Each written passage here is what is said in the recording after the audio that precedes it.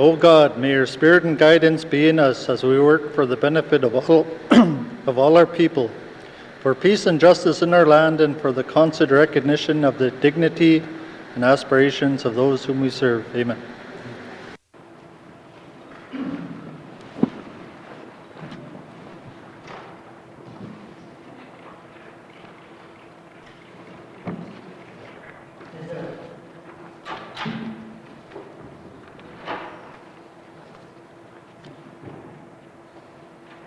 Good afternoon, members. Minister's statement. Minister Agutliniki Minister Health and Social Services. Thank you, Mr. Speaker. Mr. Speaker, today marks a major milestone for healthcare delivery in the Northwest Territories. On May 26, 2019, we began accepting patients at the new Stanton Territorial Hospital and implemented a detailed patient move plan to bring patients from the old Stanton Hospital to our brand new facility. I'm pleased to report that our patient transfer was successful and that the new Stanton Territorial Hospital is now providing health services and care to residents. Our team successfully transferred 55 patients at approximately 3-minute intervals over 3 hours. These transfers were provided by porters and healthcare staff through an above-ground tunnel built specifically for this move to ensure patient safety and privacy. Our partners from Healthcare Relocations, who are experts in this area, provided us with guidance on this elaborate move process and also helped us through the facility activation phase of our new territorial hospital. Having a brand new hospital that provides improved patient care requires that our entire healthcare team of professionals are knowledgeable and confident in their new work environment. This process is called facility activation and was another crucial milestone for the Stanton Hospital project. Led by the Stanton Renewal team, dedicated hospital staff, and our P3 partner, Dexterra, facility activation is the process for making sure that everything from workstations, machines, equipment, and the overall flow for patients and staff work as they need to. I can tell you that this is no small feat and that countless hours and work have gone into making the new hospital from top to bottom as ready as it possibly can be to provide improved patient experience and care. Mr. Speaker, it's one thing to say that things are better and nicer at the new hospital, but I want to take a moment and provide a few highlights and examples of how the new Stanton Territorial Hospital will help us provide residents with the best patient care we can, both now and well into the future. Our new hospital is twice the size of the old facility and houses new systems and features on every floor that make it possible for us to support the health and wellness of patients as never before. The new hospital has 100 single inpatient rooms, a significant expansion of the emergency department, ambulatory care center, and intensive care unit. Operating rooms that are double the size and equipped with surgical booms, these structures provide equipment support, which is something we didn't have in our old hospital. A secure, dedicated outdoor space, especially for mental health patients, a designated non-denominational sacred space for spiritual ceremonies that can support smudging ceremonies, an expanded cafeteria featuring northern artwork, lots of natural light, and a living green wall. Upgrades including the pneumatic tube system, patient lifts, a nurse call system, integrated bedside terminals, and Wi-Fi.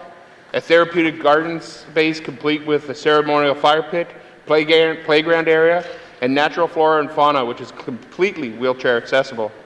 Wood pellet boilers reducing greenhouse gas emissions and making the new hospital more energy efficient. Dedicated elevators for public, which are separate from elevators for patients and staff to enhance privacy and mobility through the facility, and 375 parking stalls, almost double the 188 that were available for staff and the public at the old hospital. These are just some of the highlights of our new territorial hospital.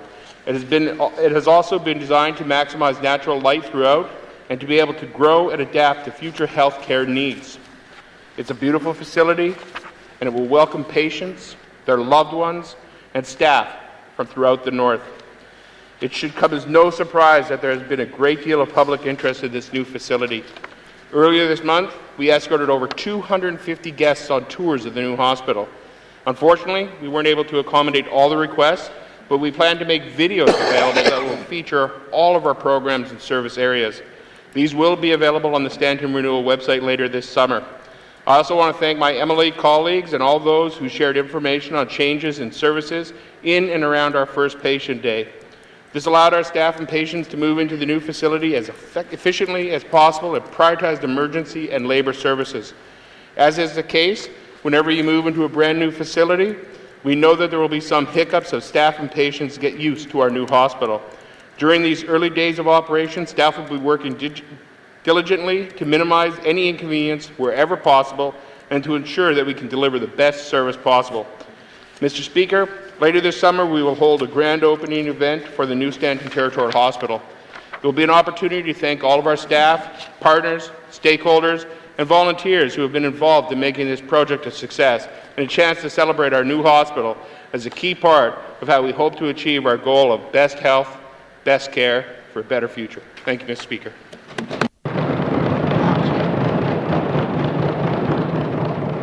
Masi. Minister statement. Minister Ike Godani, the Minister Environment and Natural Resources.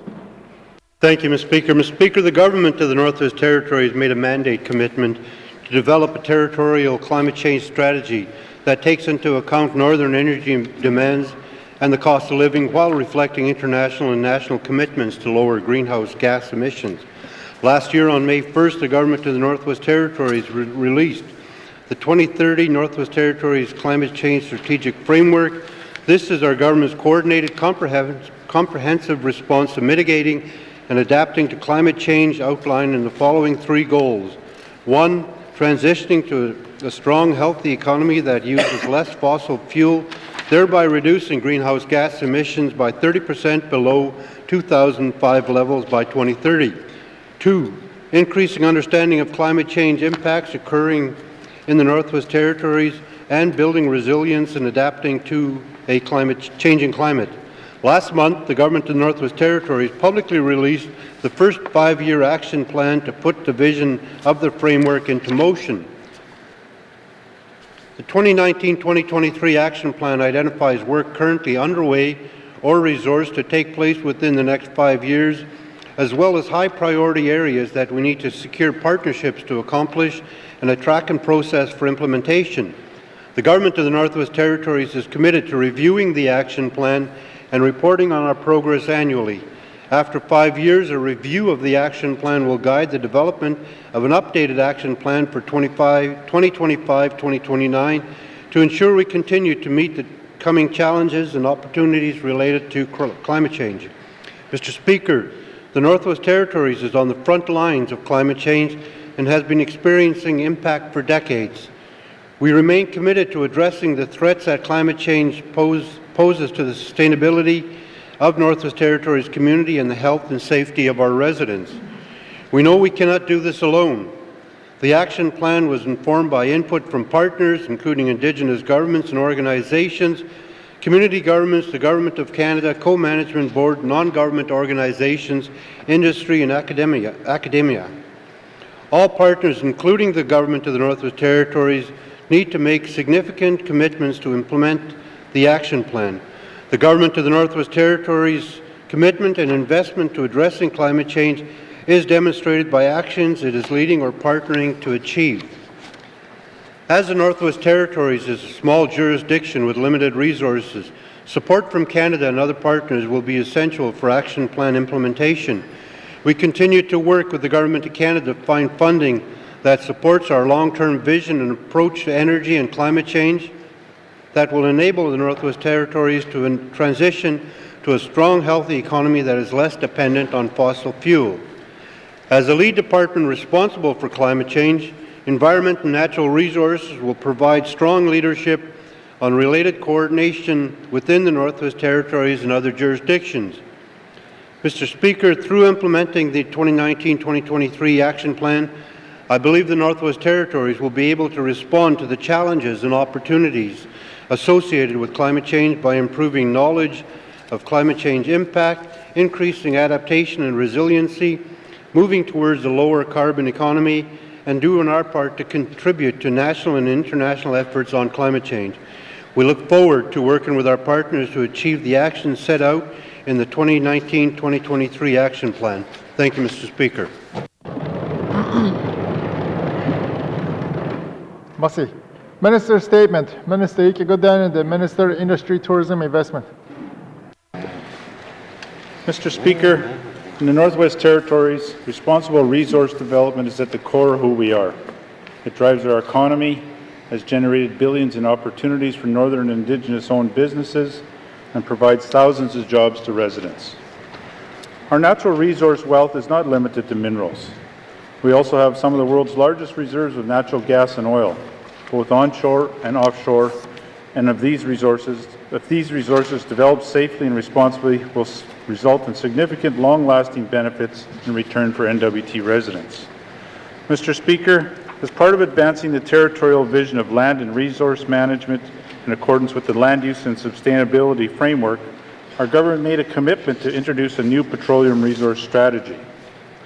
The Petroleum Resource Strategy, a path to northern benefits and energy security, was tabled in May of 2018 and is part of our government's overarching vision for addressing energy and climate change in the Northwest Territories.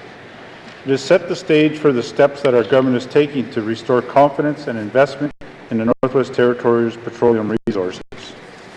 We have introduced increased transparency and accountability. We have formally begun negotiations on the agreement for the management of oil and gas resources in the Arctic offshore that we hope will result in a new offshore and oil and gas regime comparable to those already in place off of Canada's east coast. Although disappointed with how the moratorium was imposed, we also recognize that Canada has a need to provide a legal basis upon which to implement this moratorium. The Government of the Northwest Territories' current focus is moving forward towards co-management of the Northwest Territories' Arctic offshore waters and resources. We are working with Canada and other partners on the 5-year review of the moratorium. We also want to ensure that the review is evidence-based and evaluates the different regions of the Arctic individually, as the Beaufort is in particular has the benefit for many years of study. The Government of Northwest Territories needs this new management regime comparable to the Atlantic Accords to ensure Northerners will be decision makers on oil and gas exploration and development in our offshore, including making decisions on if, when, where, and how it happens. Mr. Speaker, as we adapt to the realities of climate change, the transition to a strong, healthy economy less reliant on fossil fuels will benefit all residents and communities. Our government's petroleum strategy also recognizes more immediate opportunities that exist for our gas to be developed locally to reduce the cost of living, displace diesel for a cleaner environment, and create long-term jobs. These opportunities include working with the Inuvialuit Regional Corporation to support the completion of a feasibility study to produce natural gas from local wells and use those resources to generate electricity and heat in the Inuvialuit settlement region. With a view to the future, we're also working with the federal government to address the infrastructure deficit that exists in our territory. If our government is going to promote economic growth and prosperity for all residents, strategic investments in infrastructure that support responsible development are key. Investments in the Mackenzie Valley Highway in particular will help increase the viability of oil and gas resources in the Satu. But if we're going to get our petroleum resources to market, we must also change the way we look at traditional infrastructure like pipelines. As we continue to work to implement the Northwest Territories petroleum strategy, our northern perspective offers a unique competitive edge and an opportunity to consider a new direction for getting our gas to market, both figuratively and literally. Instead of going south, where the shale boom has flooded the gas market, we have been approached by investors interested in transporting our LNG resources west from the Arctic coast, where to the Beaufort Sea offers a route to the Bering Strait and on to Tokyo. We know that LNG is being sold at Asia-Pacific region at 6 or 7 times North American prices, and consensus research tells us that the demand for natural gas in this region will continue to grow until at least 2050. Mr. Speaker, we have an incredible proven reserves of Arctic natural gas, once destined to flow south through the proposed Mackenzie Valley pipeline. While controversy rages across Canada over pipeline mega projects to move gas to tidewater, more than 6 trillion cubic feet of defined natural N.W.T. gas sits in our Mackenzie Delta, just a short pipeline away from the Arctic coast. Technological advances mean that once these resources reach the coast, they could be processed, distributed for transportation from floating platforms where ships capable of navigating through the Arctic ice can make the journey to Asia. These are not unproven technologies. Ice-breaking LNG tankers are already in use between the Yamal Peninsula and Vancouver, and floating LNG platforms are in use off the coast of Russia, Malaysia, and Australia. From the Delta to the Mackenzie River, it is just over 3,800 nautical miles through the Beaufort Sea and the Bering Strait to Tokyo.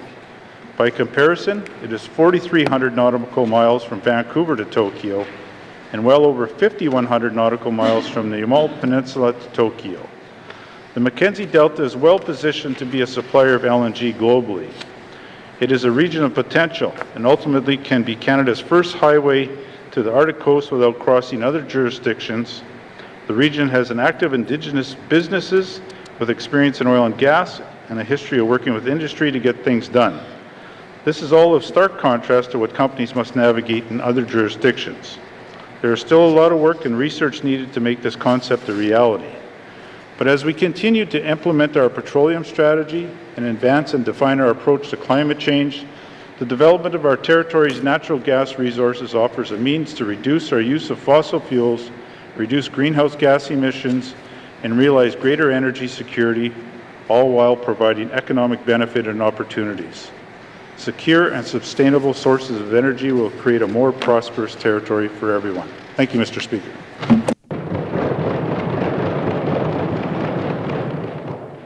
Masi. Minister statement. Minister Ikegodani, the Minister of Lands. Mr. Speaker, the Government of the Northwest Territories has a mandate commitment to have land use plans in all regions of the Northwest Territories. Furthermore, the Government's vision of land management, articulated in the Land Use and Sustainability Framework, states we will promote and support land use planning in all regions of the Northwest Territories. Regional land use planning in the Northwest Territories has been a key component of our evolving land and resource management regime since 1983, when the basis of agreement on northern land use planning was signed by the federal and territorial governments, the Dene Nation, the Métis Association of the Northwest Territories, and the Tunukivit Federation of Nunavut. The concept of land use planning has been incorporated into each land claim agreement that has been signed since that time. To foster the conversations and relationships to support these objectives, the Department of Lands created the N.W.T. Land Use Planning Forum in 2015 to bring Indigenous, regulatory, territorial, and federal planning partners together. Each year, the partners gather to exchange ideas and build a shared understanding of how to advance land use planning in the Northwest Territories. In other words, by finding common ground, Mr. Speaker, the Government of the Northwest Territories can facilitate and coordinate the important and necessary work to complete land use plans in every region of the Northwest Territories. The Government of the Northwest Territories is committed to land use planning as a central feature of our land and resource management regime across the territory. Mr. Speaker, a land use plan is both a process and a document. Land use plans are developed collaboratively to reflect the values of Indigenous people, residents, and communities in a planning area. The plans create the rules for use of the land that will promote their social, cultural, and economic well-being. The process of land use planning itself builds confidence for communities, and the completed plan provides certainty for land users on how and where development can proceed.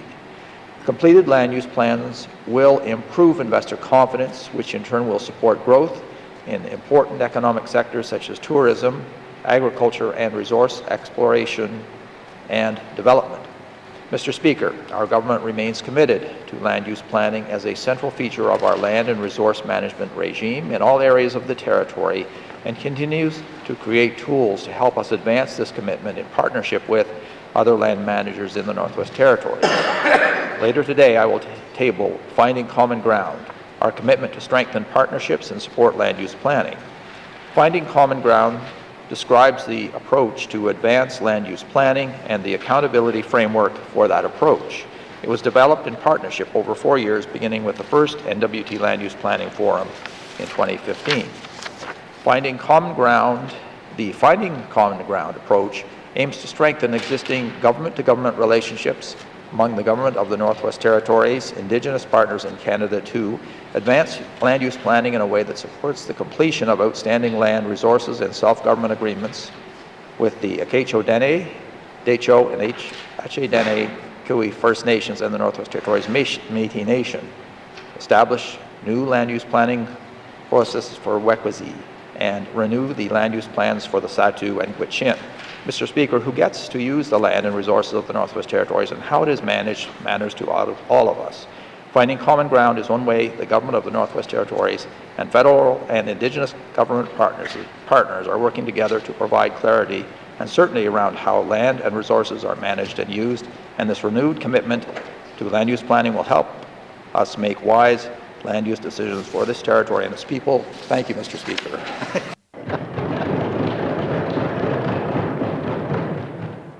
Masi. Minister statements. Minister statements.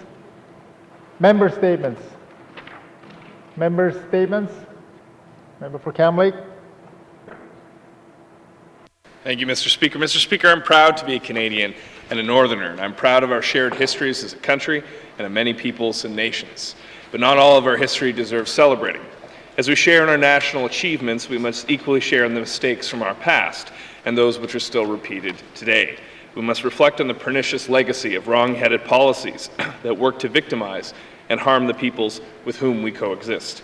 Nowhere is this more apparent than in the wrongs inflicted on Indigenous peoples and nations through the cruelty of the residential school system, the all too frequent failure to honor treaties, standing by and ignoring third world conditions which exist on many First Nation reserves, and the ongoing crisis of missing and murdered Indigenous women and girls. These wrongs must not be forgotten, yet we must have hope for the future. Governments can learn from the mistakes of the past, and in some important respects, the N.W.T has made meaningful progress towards real reconciliation with Indigenous peoples in the Northwest Territories. This House is considering a concert of bills respecting lands and resources that were co-drafted with Indigenous governments. Well beyond consultation, Indigenous leaders had a seat at the table to ensure these crucial laws respecting what happens in their traditional territories included their values and perspectives. During recent committee hearings, honourable members were told directly that this process works and represents a clear realization of reconciliation. Co-drafting can be slow and is not without differences of opinion, but if this ensures our government is actually walking the walk when it comes to reconciliation, then it's crucial we continue down this path and invite Indigenous governments back to the table for the development of regulations and other matters arising from these proposed laws. This model of lawmaking should be celebrated and used as an example in Canada and the world on how to honour and respect Indigenous peoples, develop meaningful government-to-government relations, and develop on the promises and deliver on the promises of reconciliation. Mr. Speaker, in closing, I want to commend this government for establishing the co-drafting mechanism for these laws and encourage our Premier and Cabinet to stay the course and show Canada and the rest of the world that we can continue to do better. Thank you, Mr. Speaker. Masi. Member statement. Member Ike Gooddan and the member Yellowknife North. Thank you, Mr. Speaker. Mr. Speaker, the Giant Mine Remediation Project is crucial for the people of Yellowknife.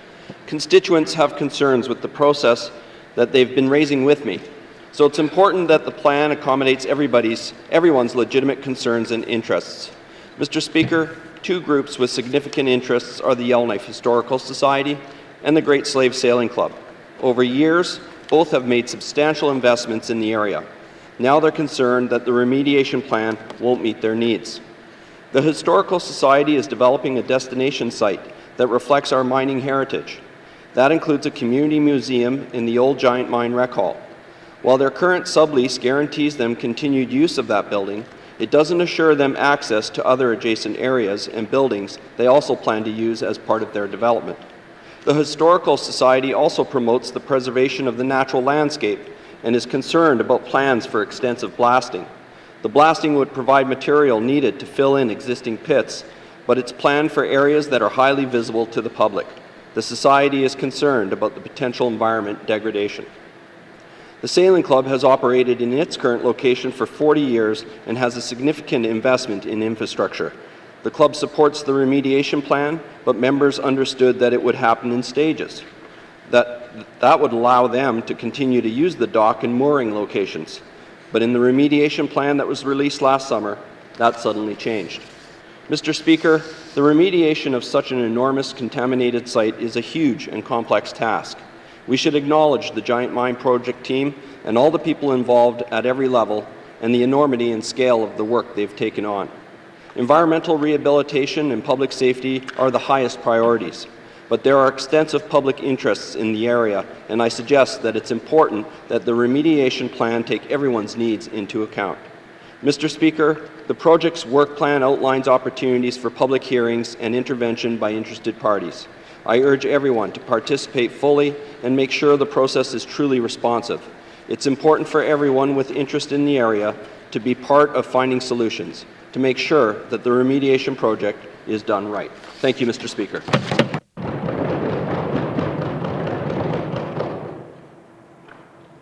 Merci. Member statement. Member Iki Godani, the member Satu. Thank you, Mr. Speaker. Mr. Speaker, the Mackenzie River has for generations resupplied the communities along this corridor and connecting communities in the Beaufort Sea area while supporting industry.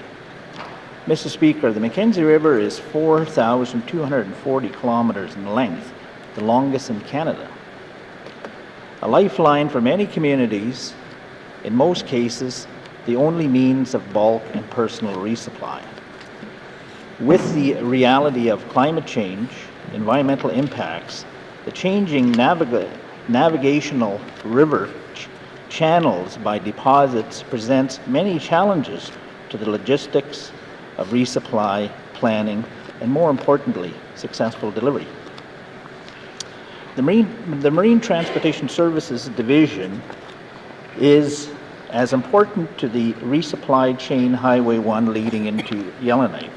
A resupply vessel that supports home and commercial building projects, grocery stores, family home appliances, community fuel inventory, just to name a few. As you can understand, Mr. Speaker, the growth and sustainability of our remote communities are very dependent on this supply chain system. Mr. Speaker, the Satu region holds a significant amount of this waterway corridor and holds 2 sets of rapids with potential portage delays. This previous winter road season was drastically shortened by the warmer weathers. Our next resupply season is upon us, the Mackenzie River barging season. Mr. Speaker, later I will have questions to the appropriate minister. Merci.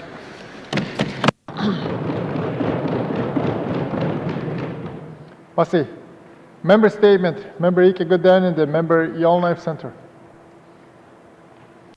Merci, Mr. Speaker. Mr. Speaker, at the end of the last sitting, the Minister of Education, Culture and Employment reported on the Income Security Forum she hosted last December. And to recap briefly, service providers from non-government organizations and some of their current and former clients met to discuss about how the income assistance program could be improved. Mr. Speaker, as a former ECE minister yourself, you can imagine there was no shortage of suggestions. First, the application and rules around staying in compliance are complex. They need to be simplified. Second, eligibility must be based on the need for housing, food, and other necessities first of all, before taking compliance with the Productive Choice Program into account.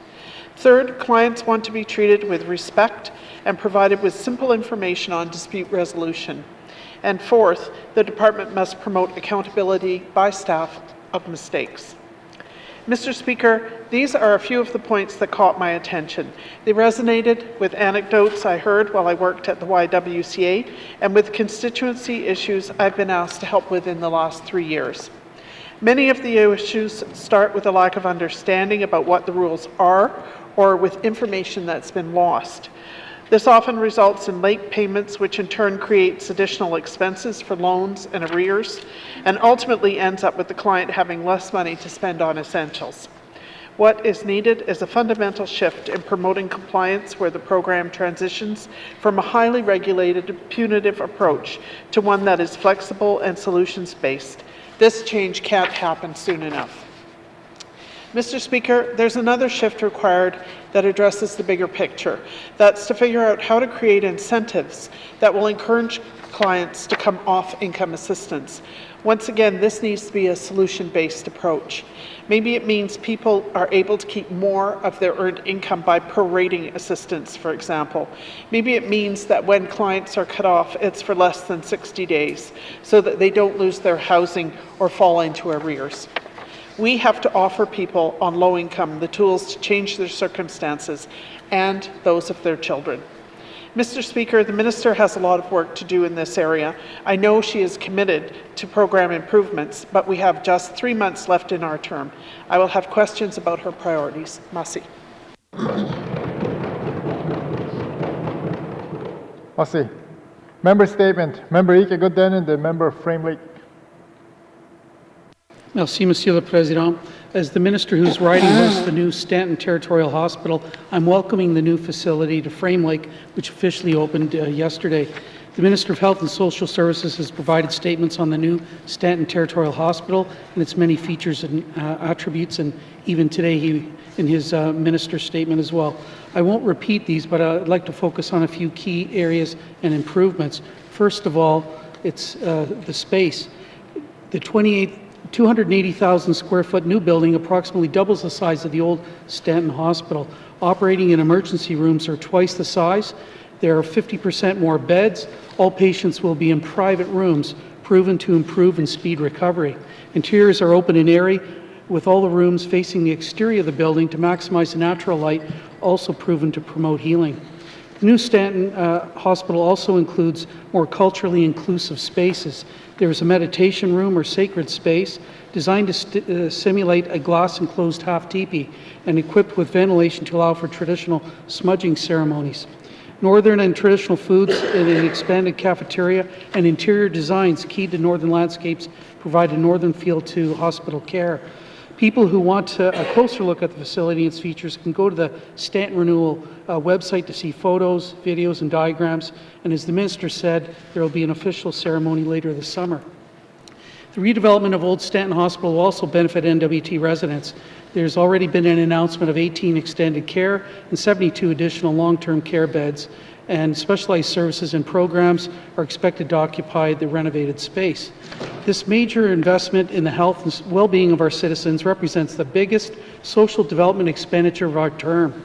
I would have preferred to see this as a government-owned asset, not a P3 project. However, with the facility now open, I want to congratulate the Minister, the project team, and all the facility staff for their hard work and this immense contribution to the quality of life for N.W.T citizens. Merci, Mr. Speaker.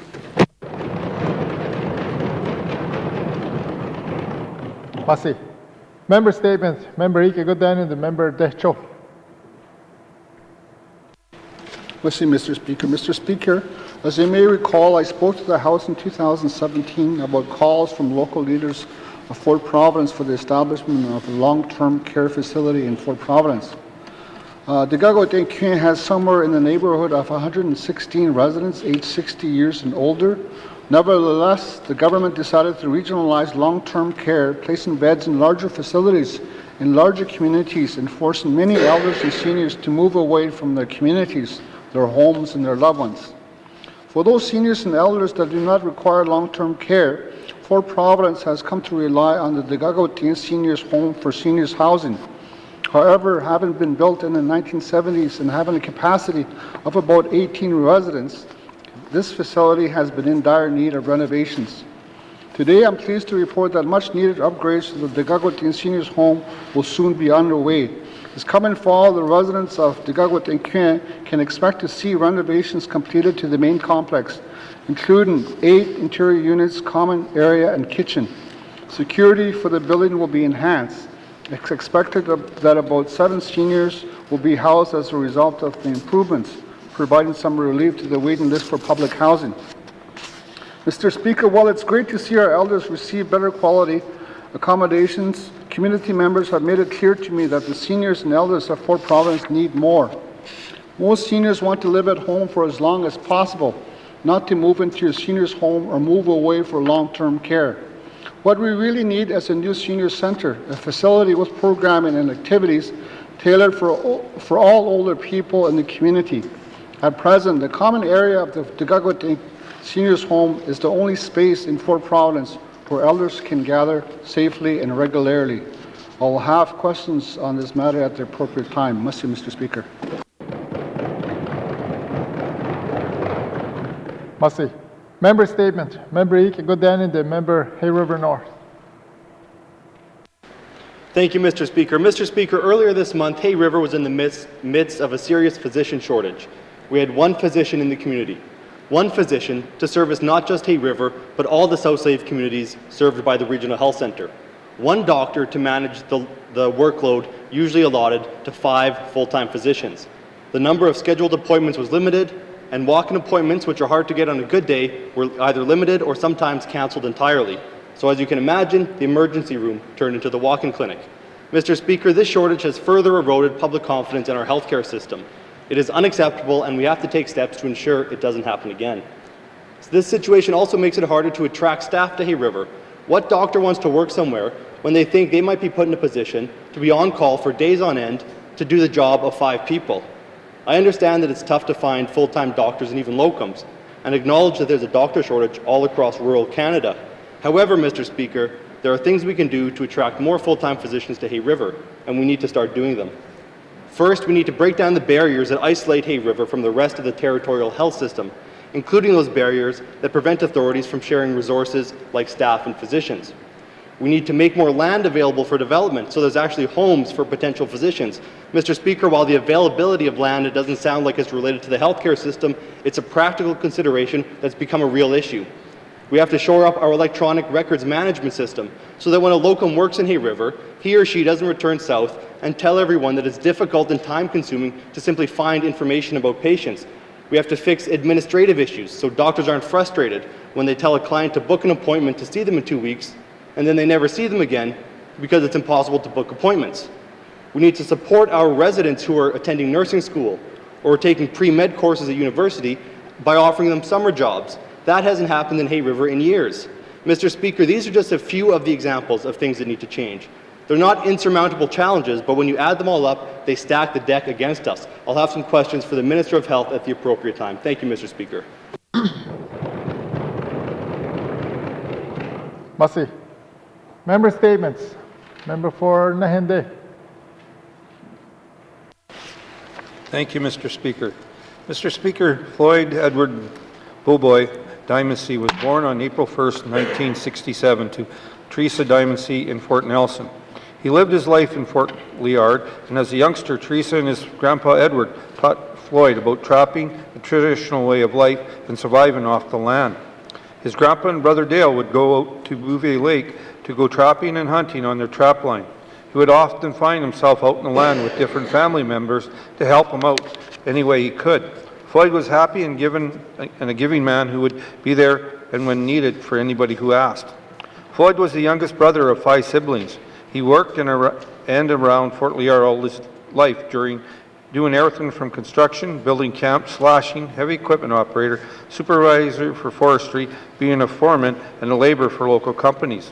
He worked his whole life building a name for himself and his family. Floyd started Wolf Trail slashing in 2005 and operated his business for 10 years. A lover of the land, he started going out to his favorite places, Bouvier Lake, and enjoyed his family and friends by his side there. It took him a few years, but he started building his own cabin, and some of his best memories there were fishing and camping with his 2 sons, Trevor and Trenton.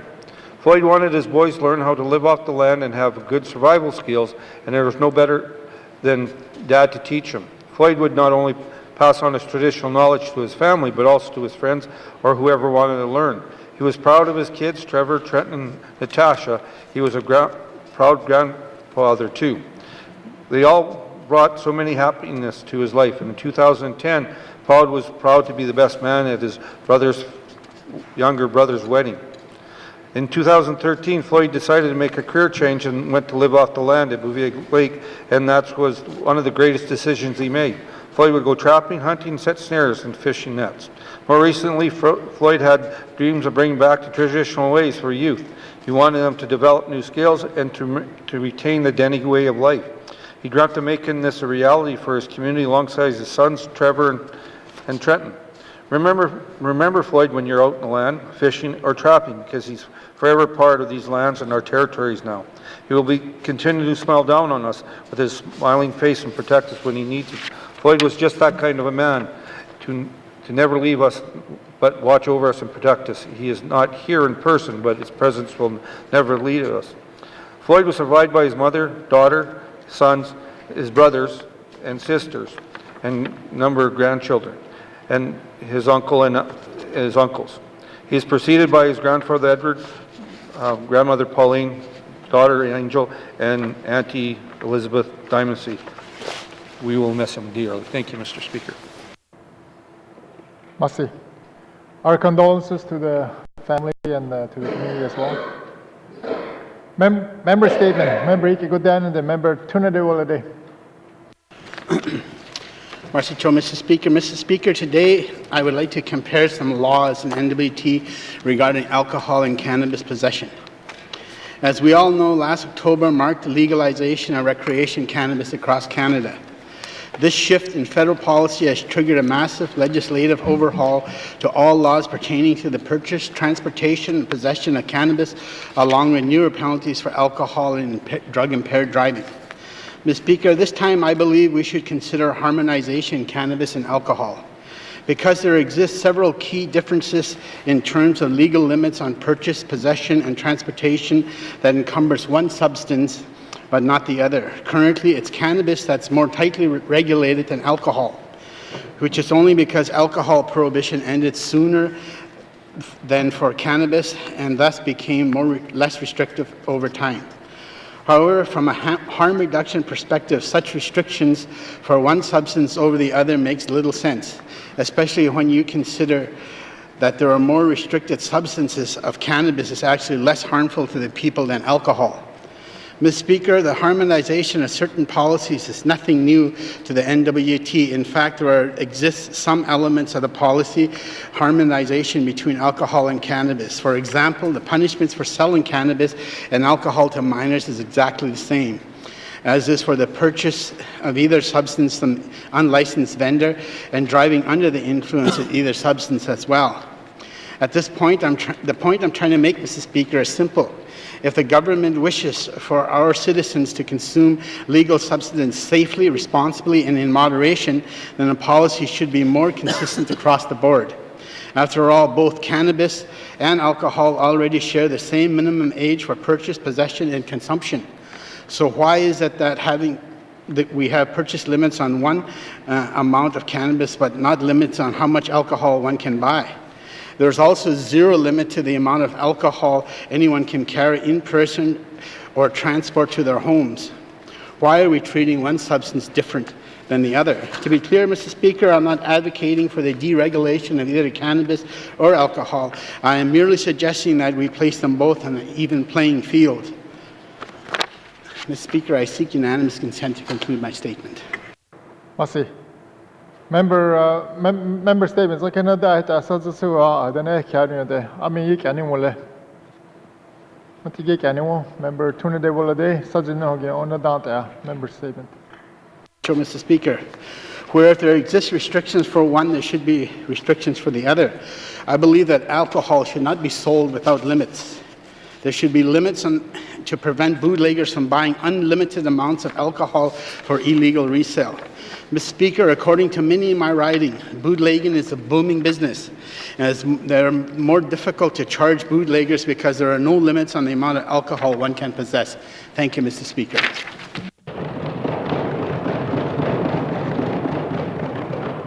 Merci.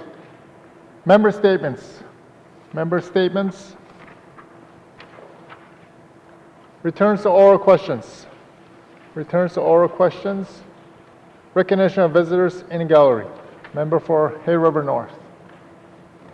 Thank you, Mr. Speaker. I'd like to acknowledge someone joining us all the way from beautiful Vail Island in Hay River, my spouse and constituent, Ms. Chantel Lafferty.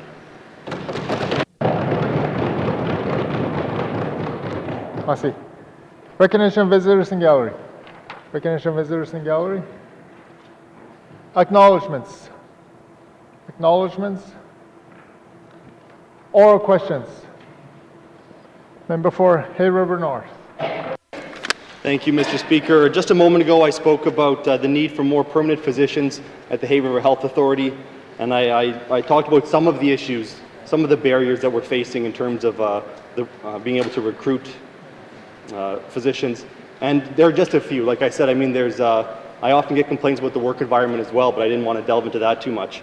So I have a series of questions for the Minister of Health. My first is, what steps is the Hay River Health Authority, along with the Department of Health, doing to recruit more physicians in Hay River? Is there a strategy? Is there a plan? Or are they going to continue to use the same recruitment practices that have had failed results? Can the Minister please elaborate? Thank you, Mr. Speaker. Masi. Minister of Health and Social Service.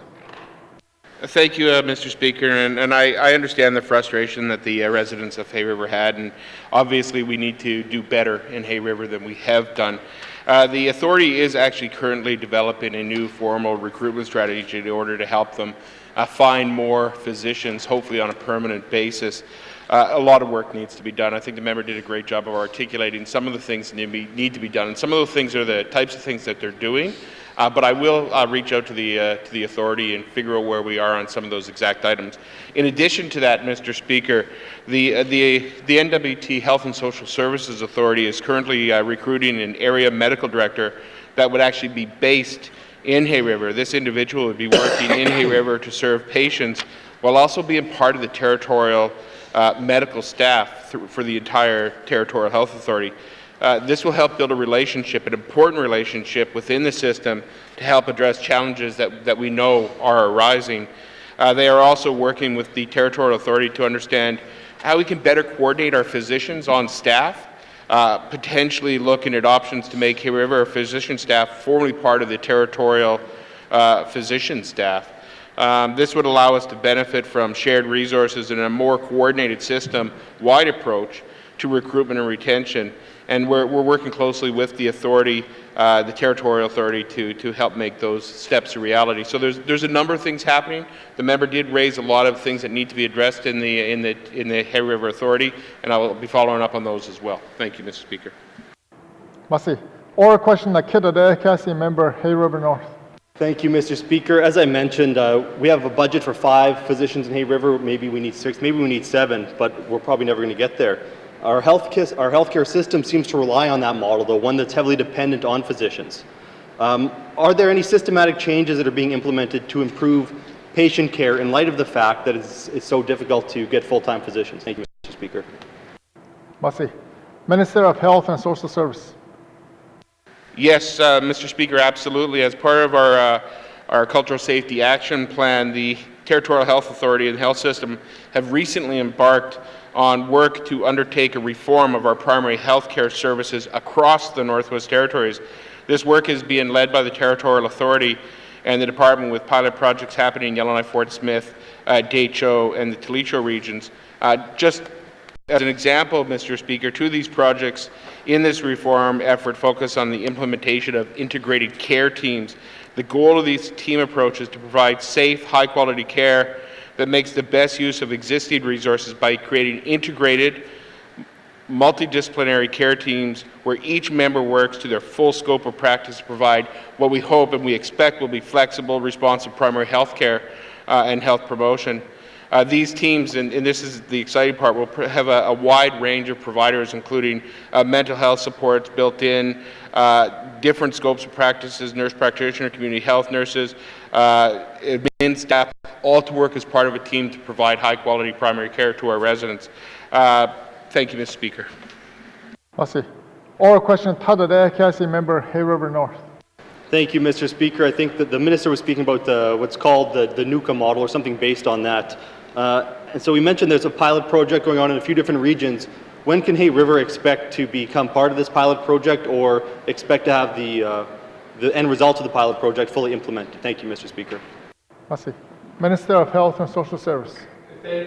Thank you, Mr. Speaker. Mr. Speaker, NUCA is a model that is very similar to what we're moving forward here, and we're certainly learning a lot from them, but it will be a Made in the North design. The primary health care reform is a system-wide initiative, so although our first 6 demonstration projects don't include Hay River, I want to be clear that Hay River Health and Social Services is participating in the planning and design process to ensure that they're part of the effort from the very beginning. So although a pilot isn't happening in the community, they are definitely a part. As we begin to implement integrated care teams in other parts of the Northwest Territories, we'll be able to test these new approaches that might work well in Hay River and will likely work well in Hay River. And we will certainly be working with local staff, leadership, and residents to be more active once we start rolling those types of things out in the community. Primary health care reform has been identified as a strategic priority for the Hay River Health and Social Services Authority, and we look forward to them being part of our solutions moving forward. Thank you, Mr. Speaker. Merci. Oral question, Nundere Cassie, member Hay River North. Thank you, Mr. Speaker, and I appreciate the thorough response. If this type of model is implemented, will there need to be staffing changes, like a reduction in staff, a change in staff, new positions? Can the Minister elaborate on that? Thank you, Mr. Speaker. Minister of Health and Social Service. Thank you, Mr. Speaker. Mr. Speaker, we are talking about a new model, and in many of these primary health care teams that we've seen, it does involve different types of staff working in different relationships. So it doesn't necessarily mean we need to get rid of staff. It doesn't necessarily mean we need to add staff, but it does mean we need to change how they operate and work together and the structure that they provide services in. It could result in some job description changes. Those always have a potential of having some impact on employees, but we have proven that we're quite good at working with our employees to recruit and retain them, especially when they have skill sets that are very, very valuable in the Northwest Territories. Our frontline providers clearly fit that, and obviously we don't want to lose any of our professionals, but we need a system that really meets the need of our residents, and it needs to be designed with outcomes as a priority and focus on our clients, not on the systems themselves. Thank you, Mr. Speaker. Merci. Oral question, the member Decho. Thank you, Mr. Speaker. Mr. Speaker, I wanted to thank the Minister of Health and Social Services on his recent visit to Port Providence, and we had a meeting that evening, and I think it was very clear that constituents are concerned about the well-being of elders, and it's a known fact that we have an aging population in the N.W.T and also Canada, and this government has committed itself in terms of creating available beds at a specific date, and including facilities, and those facilities more likely will provide senior care and specialized care. And wanted to ask the Ministry if you could update this House whether we're making progress in meeting those targets. Merci. Merci. Minister of Health and Social Service. Thank you, Mr. Speaker. Mr. Speaker, just to start off this conversation, I want to be clear that our priority is to help keep seniors in their homes first, their communities, their regions, and then if they do require high levels of care due to different degrees of acuity, then obviously they would need to be going to a long-term care facility. Long-term care facilities are those level 4 or 5 facilities where individuals' needs are significant. They need a greater degree of care that can be safely provided in a community. We build long-term care facilities where we also have physician positions located. Having said that, we know we're 258 long-term care beds short by 2026. In the budget, we have already begun to move forward with long-term care beds in Hay River. We've got plans to move forward with long-term care beds in Inuvik. There's 72 long-term care beds going into the old Stanton, the Legacy building. We're looking at least 30 new beds in Simpson over the next couple of years. A lot of work needs to be done. We're still moving forward with the plan that I believe was presented both at the witness table and others over the years, and we are committed to getting that work done. Thank you, Mr. Speaker. Merci. Oral question, Cassie member Decho. Thank you, Mr. Speaker. Mr. Speaker, what I did not hear is reference to small communities, and so that's the question that I have. What are the plans for the Minister and his department in addressing the needs for senior care and elderly care programming and facilities in small communities? Merci. Merci. Minister of Health and Social Service. Thank you, Mr. Speaker. Mr. Speaker, under the Health and Social Services mandate, our responsibility is for the long-term care facilities. That doesn't mean that there isn't a responsibility for this government to move forward with independent living units for seniors, which the Housing Corp has done. Over the last number of years, we've built and or are in the process of building 5 independent living units for seniors throughout the Northwest Territories. I do have to applaud the Housing Corp. They've worked very well with Health and Social Services to make sure that these new independent living units for seniors have program space located within, where we have seen elders from the community go to and take advantage of different programs. We've seen that in Liard, we've seen that in other communities. We will continue to work with the Housing Corp to identify, potential areas that they can explore for independent living. We'll keep working with them on design so that we can continue to evolve to meet the needs of our residents. I understand that the facility in Fort Providence is being retrofitted and fixed up to meet current needs. It's also my understanding that that upgraded facility will also have programming space. So we look forward to getting in there with our home care teams and others to provide supports to the seniors who are actually utilizing those independent living units. On top of that, Mr. Speaker, we continue to move forward with our continuing care action plan, and one of the first priorities on that is to do our test piloting of the family and community caregivers, paid caregivers, that we're hoping to roll out as a pilot in the next couple of months. Thank you, Mr. Speaker. Merci. Oral question, Tada Council Member Decho. Thank you, Mr. Speaker. Mr. Speaker, my other question that I have, I think the Minister made reference to it. The Minister said that they're undertaking pilot projects in terms of delivering caretakers and family care program initiatives across the N.W.T. Is there a particular region that they're focusing at, or is it specifically for bigger regions and perhaps not small communities? Merci. Merci. Minister of Health and Social Service. Mr. Speaker, when I stood up, I actually knew the answer to that question, and now I've completely blanked. I know that we're trying to do the family and community caregivers across a wide range of communities and small communities, regional centers, but I have completely blanked, so I will commit to getting the member that information. Thank you, Mr. Speaker. That was a real blank answer. Oral question, no dere Council Member Decho. Thank you, Mr. Speaker. I could follow up and perhaps. What I wanted to ask is the Minister noted an interesting initiative between Health and Social Services and the Northwest Territories Housing Corporation to try to encourage, or not encourage, but to meet the interests of elders that want to live in their homes for as long as possible.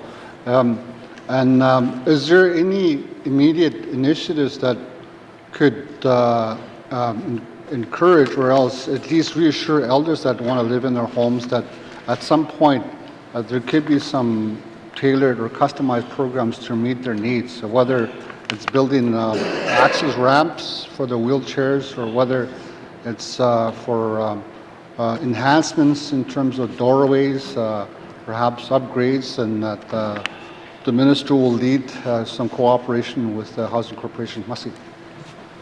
Merci. Minister of Health and Social Service. Thank you, Mr. Speaker. In short, yes, the Housing Corp does have a number of programs around accessibility that seniors can use to do upgrades to their places to ensure that they can stay there safely for as long as possible. We've had a really great relationship with the Housing Corp when it's come to the independent living units. They've really worked with us to make sure there's program space, and they did participate in the development of the Continuing Care Action Plan. It's not a Department of Health and Social Services action plan, it's a whole of government action plan, and we really understand and want to, as much as possible, keep our seniors in their homes for as long as possible, and the Housing Corp has stood up, and we continue to work together to find ways to help our seniors stay where they want to stay. They want to stay in their homes, Mr. Speaker. They benefit from staying in their homes. We need them in their homes and their communities for as long as possible. The last place we want to see them is long-term care, but we know that some will need to go to long-term care, and when they do, we want to make sure they have great facilities providing great services for that level of care as well. Thank you, Mr. Speaker. Merci. Oral question, the member Nehende. Thank you, Mr. Speaker. Recently, I've been advised by a few people in the Hendy riding that they have purchased lots that were equity leases, but once they purchased them, they became regular lease lots. This doesn't seem fair, especially since the department is now working forward on equity lease lots in the Northwest Territories. So my questions are for the Minister of Lands. Can the Minister explain why the department doesn't honor the original equity lease agreements until this issue is being resolved? Thank you, Mr. Speaker. Merci. Minister of Lands. Thank you, Mr. Speaker. The equity leases are contracts that the department is managing and administering in accordance with the lease terms and conditions. So if an existing equity lease expires, the department places the lessee in what is known as an overholding tenancy, and so that if the equity portion is paid, the annual lease fee would be $1 per year. So the department is bound by the terms of the lease, and we are allowing the lessee to go into an overholding position. Thank you. Oral question, Council Member Nahende. Thank you, Mr. Speaker. Mr. Speaker, I was asking the question, when a person has an equity lease, sells it to somebody else, what happens there? Why aren't we just turning it over to an equity lease? So my next question here, with the leases being switched to commissioners or N.W.T lands, what happens to the equity that the previous landowners had on this leases? Thank you, Mr. Speaker. Merci. Minister of Lands. Thank you, Mr. Speaker. Essentially, an equity lease can be assigned to a new lessee, but we are not currently issuing any new equity leases. So if a person has an equity lease and it has a term to it, and that term, or that equity lease rather, is assigned, the new lessee would take over that lease and be bound by the terms and conditions. As I say, we're not granting new equity leases. Thank you. Merci. Oral question, Council Member Nahende. Thank you, Mr. Speaker. Mr. Speaker, we're not talking about a new equity lease, we're talking about an existing one. So that is a concern when somebody purchased a lot and they have this, there's equity into this lot. So can the Minister advise us what happens to the equity leases, and why doesn't the equity that they have into it not return back to the original owner? Thank you, Mr. Speaker. Minister of Lands. Thank you, Mr. Speaker. If the lease again is assigned to a new lessee, then that lessee takes over the terms of that equity lease. There may be circumstances, and this would depend on the terms of the lease, where a portion of the equity could be returned. I looked today at a lease where there was a partial refund of equity. So there may be, in some cases, partial refunds of equity. But generally speaking, what happens is that if the equity lease is assigned to a lessee, the new lessee takes over the terms of the equity lease. Thank you. Merci. Oral question, Council Member Nahende. Thank you, Mr. Speaker. Mr. Speaker, and I thank the Minister for the answers up to this point. My problem is, Mr. Speaker, is when we have an equity lease and the person purchases it, the equity lease now gets turned into a regular lease again. So now the person doesn't own it, he's given a lease. So will the Minister look at those files that had equity leases, then they were turned back to leases? Will they turn it back to equity leases until all equity leases files are dealt with, so that they can purchase it, the individual can purchase it for whether it's a home or a business? Thank you, Mr. Speaker. Merci. Minister of Lands. Thank you, Mr. Speaker. As I mentioned, we are not issuing new equity leases. However, if a lease is assigned, then the new lessee takes over the conditions and terms of that equity lease. We are not, however, going to be issuing new equity leases. As I say, there may be circumstances, and I was asked earlier by the member opposite about refunds. Again, looking at the lease a portion of the lease that I have in front of me, I do see in some circumstances there's a partial refund of equity. I don't know if there's cases where there's a total refund. In any case, just to repeat, we are not issuing equity leases, new equity leases. However, equity leases that are currently in force can be assigned to new lessees. So they will take over the terms and conditions of that lease, but we are not issuing new equity leases. Thank you. Merci. Oral question, Ikeda Cannon, the member Satu. Thank you, Mr. Speaker. Further to my questions on, or my statement on supply chain, Mackenzie River corridor systems, and the Beaufort Sea communities, my first question to the Minister of Infrastructure is, how is the MTS ensuring that Satu and other communities that are customers to the division receive the resupply services it requires in this sailing season? What preparatory measures is the department taking? Masi, Mr. Speaker. Masi, Minister of Infrastructure. Thank you, Mr. Speaker. This sailing season has already been posted online. Everyone's welcome to have a look at it. These are subject to change, of course, due to climatic change and other variables that we'd be out of control of. But at this present moment, we are planning to go to Norman Wells 3 times this year, June, July, and August. We're looking at going to Toledo twice this year, in July and August as well. And to inform members of this House and the people in the general public, the terminal in Hay River is now openly accepting cargo for all communities across the Northwest Territories. And I encourage those that want to send cargo to get a hold of our terminal and or else book through our customer service desks. Thank you, Mr. Speaker. Masi. Oral question, Akira Kasi, member Satu. Thank you, Mr. Speaker, and thanks to the Minister for that information there. My next question is, what is MTS doing differently for this 2019 season to ensure a successful resupply? An example of federal resources for upgrades to the operational side of the division, those types of things there, upgrades. Thank you, Mr. Speaker. Masi. Minister of Infrastructure. Thank you, Mr. Speaker. As all members know, we've had a challenging year there last year with the issue that happened in the Bodell. We're doing our focusing efforts on, high quality and timely resupply services. We're going to have to focus on a number of efforts across the system of what we're going to have to do to ensure that we have to be able to improve resupply, and we're taking particular measures is trying to get out earlier this year with our ships. That's why the sailing season has been altered a little bit. Now again, as I said, some of this is subject to stuff that's out of our control. The supplier of petroleum projects has to run their schedule and get their stuff, and hopefully they're working closely with our department, which I know they are. But something that I didn't even think about till today that could possibly hamper delays further in the season is something as easy as a forest fire that's happened in high level, which potentially shuts down the rail system. So these are things that we're going to have to work closely with. Again, communications was a big thing that came out of the impacts of last year, and we will continue to work on those with all residents of the Northwest Territories. Thank you, Mr. Speaker. Masi. Oral question, Tada Kasi, member Satu. Thank you, Mr. Speaker. The Minister must be a mind reader here leading up to my next question there.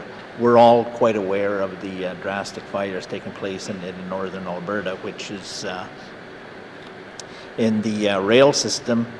Has the inventory for the communities have been delivered and stored at the facilities in Hay River, ready for barging shipment? Thank you, Mr. Speaker. Masi. Minister of Infrastructure. Thank you, Mr. Speaker. Hay River has limited capacity to store all the fuel that we ship up and down the system, so we have to work hand in hand with our supplier to meet the demands of our shipping season. We will continue to do that. It impacts our barge deliveries for the community, so as I said, forest fires, stuff like that can have a large impact on the system. We're very concerned about the low waters this year. That's already right across the system, but we don't believe that'll impact the deliveries to the Satu region, because that is before the Sansu Rapids. But we're monitoring this situation very closely, and we will continue to inform this House as the season moves on. Thank you, Mr. Speaker. Masi. Oral question, Nundere Kasi, member Satu. There. Moving on to the last question, is there any, can the Minister elaborate a little bit on the long-range plans of the movement of goods and services and the MTS division? Thank you, Mr. Speaker. Masi. Minister of Infrastructure. Thank you, Mr. Speaker. As I've said, this year particularly, we've moved up our scheduled sailing dates and resupply for the communities. The long-term plans, we're working closely with the Canadian Coast Guard. We've reached out to them on how we can work more closely on the situation that could potentially arise in the Bodell again, particularly up on the Emerson coast. This is something we need to try to avoid, and we need to work very closely with them and their sailing schedule as well to be there to align with what we're trying to do to resupply the communities. I think I've mentioned in this House before, we're having a strategic look at how we're storing our petroleum products, particularly in the Beaufort Delta, and if there's an opportunity to maybe expand on some of the resupply storage tanks that are in that area, because I know in the SAT-2, for instance, we have enough fuel stored at Fort Good Hope and Toledo, and Fort Good Hope could actually support, if there was a shortage in that region to Covell, and Toledo could certainly do the same thing for the Delaney situation. But up in the Arctic Coast communities, it's a little bit tougher, and we need to have a look at what we're doing up there around our infrastructure needs and possibly what the challenges are going forward if we're going to have to be able to have a larger supply of fuel in that region. Thank you, Mr. Speaker. Merci. Oral question, carrying the member Yellowknife Centre. Thank you, Mr. Speaker. Mr. Speaker, my questions are for the Minister of Education, Culture and Employment. The Minister received valuable feedback at her forum on how to improve the income assistance program. There were dozens of suggestions, and clearly there isn't time to work on them all. My question is, what are the Minister's priorities to improve the income assistance program in the short term? Thank you. Merci. Minister of Education, Culture and Employment. Thank you, Mr. Speaker, and the MLA is absolutely correct. There is not enough time to do them all. I would love to be able to do them all, and I can't. So what we have done is, just as when I had the housing portfolio, we had done short-term, mid-term, and long-term goals. That's the process that we're in now. We'll be sharing that with the MLAs, the Standing Committee, within the next couple of weeks, and also the NGOs, because I do believe in Nothing About Us Without Us. It was their meeting. We'd be keeping them engaged right through. The short-term goals that we're really focusing on right now, and we'll be providing a full minister statement tomorrow, actually, are really around the communications. People are feeling that they didn't know what their rights were, that the forms were too cumbersome, that they didn't know their appeal, the programs, etc., like that. So we're just doing up a new participant handbook. We're working on we actually hired an outside consultant to come in and help us streamline some of the forms to make sure that they're appropriate, that we're only asking the information we need instead of like things we don't need. We're also really working on our relationship with the NGOs too. It's important to note, Mr. Speaker, that the NGOs stated that this is the first time that some of them had ever been consulted on income support. And my own experience in the NGOs, I can't remember ever being invited to a meeting where NGOs were asked what their experiences were. So we committed to actually every 6 months that we would provide a forum that NGOs and clientele can actually provide input into the minister, and I think that's a huge step. So thank you, Mr. Speaker. Merci. Oral question, Cassie, member Yellowknife Centre. Merci, Mr. Speaker, and thank you to the Minister for that response. I'm glad to hear that the paperwork is going to be more plain language. Is there any thought to actually testing this new paperwork with the client group to ensure that it's meeting the goals that they are hoping? Thank you. Merci. Minister of Education, Culture and Employment. Thank you, Mr. Speaker. In honesty, I'd never thought about that, but consensus government is working together, and I think that's a really valuable idea, and so I will implement that because I think it's important. They are the ones that are actually going to be utilizing the form. They should be the ones stamping and saying this works for me. Thank you, Mr. Speaker. Merci. Oral question, Cassie, member Yellowknife Centre. Mr. Speaker, I appreciate the Minister being open to that suggestion.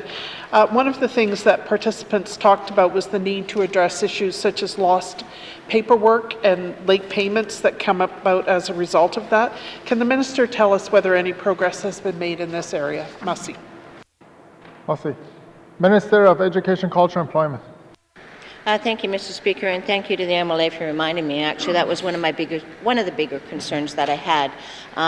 If people are getting for example, their utility bills in, and it's our fault that we're late, and then we're not paying their late fees, and they're getting late fees, that is a sin on our side, in my opinion. We're not giving a lot of money to people. We're not giving any money for late fees, so it's coming out of their food or their clothing allowance, and I'm not okay with that. So we've already implemented that if the error is on our side, we will be paying late fees. If the error is on the clientele side, because they haven't got the paperwork in time to us, then the clientele will still be responsible. But any time that it's our error because of paperwork or not being on time, we will be covering those late fees effective already. So I can say effective immediately, although it's already implemented. Thank you, Mr. Speaker. Merci. Oral question. Nundida Council Member Yellowknife Centre. Thank you, Mr. Speaker. Mr. Speaker, I appreciate the Minister's genuine efforts to reform this troubled system. I'm wondering in the area of the Income Assistance Steering Committee, this may be the one the Minister referenced earlier, people at the forum in December really wanted to see that this committee be created to address ongoing issues. Is this the committee she referred to earlier in her answer? Thank you. Merci. Minister of Education, Culture and Employment. Absolutely, Mr. Speaker. That is the committee we're talking to. It will be the NGOs, and of course we'll be bringing in clientele as well with that. Like I said, one of my strongest philosophies is nothing about us without us, and so that was an easy commitment, and it's an embarrassment on the behalf of education, culture and employment that we haven't done that in the past.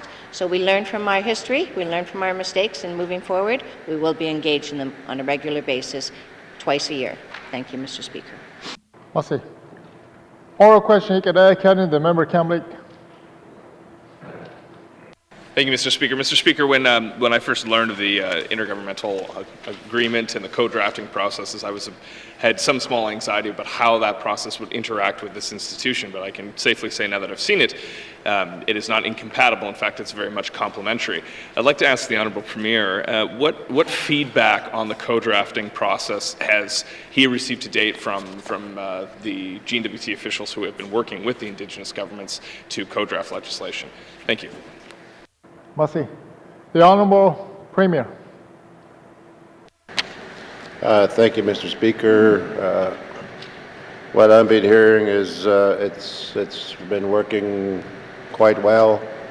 The Intergovernmental Forum, we are in a kind of a push-pull situation where our Aboriginal government partners are saying that we're having too much legislation, it's going too fast on the one hand, and on the other hand, our colleagues here in this House have been asking for more and more legislation, so we're kind of in a unique push-pull situation where I guess we all have to manage it to get things done. Thank you, Mr. Speaker. Merci. Oral question, Council Member Kamlik. Thank you, Mr. Speaker. Perhaps my desire for more of a technical response, but that's it's a fair point, and we do need to work together on this, and we do need to understand the flow of legislation, especially when we have Indigenous governments partnering on this legislation. So many of those governments have come before the Standing Committee in our review of some of these laws and have asked to continue their collaborative role in co-drafting not only the bills but the regulations arising from these new acts should they pass. My understanding is that some departments have reached out and started this work with the terms of reference for co-drafting legislation. So I'm wondering if the government as a whole will continue this meaningful collaboration and implement policies and procedures to ensure that regulations are co-drafted on all bills respecting lands and resources, or all laws respecting lands and resources. Thank you. Merci. The Honourable Premier.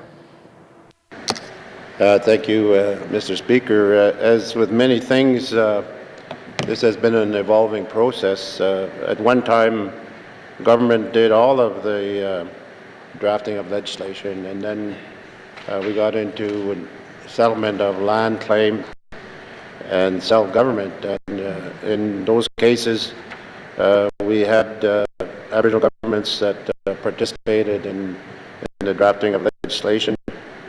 think it was further advanced where, as a condition of devolution, we agreed to an intergovernmental process whereby we would work with Aboriginal governments that signed on to devolution for specific legislation, or as we called it, mirror legislation to develop Made in the North legislation. Also, in specific cases, specific legislation, for example, the Wildlife Act, which took about 25 years to develop and bring to fruition, and also species at risk, where we started out with consultation. At the end, it involved all of the Aboriginal governments and their lawyers, and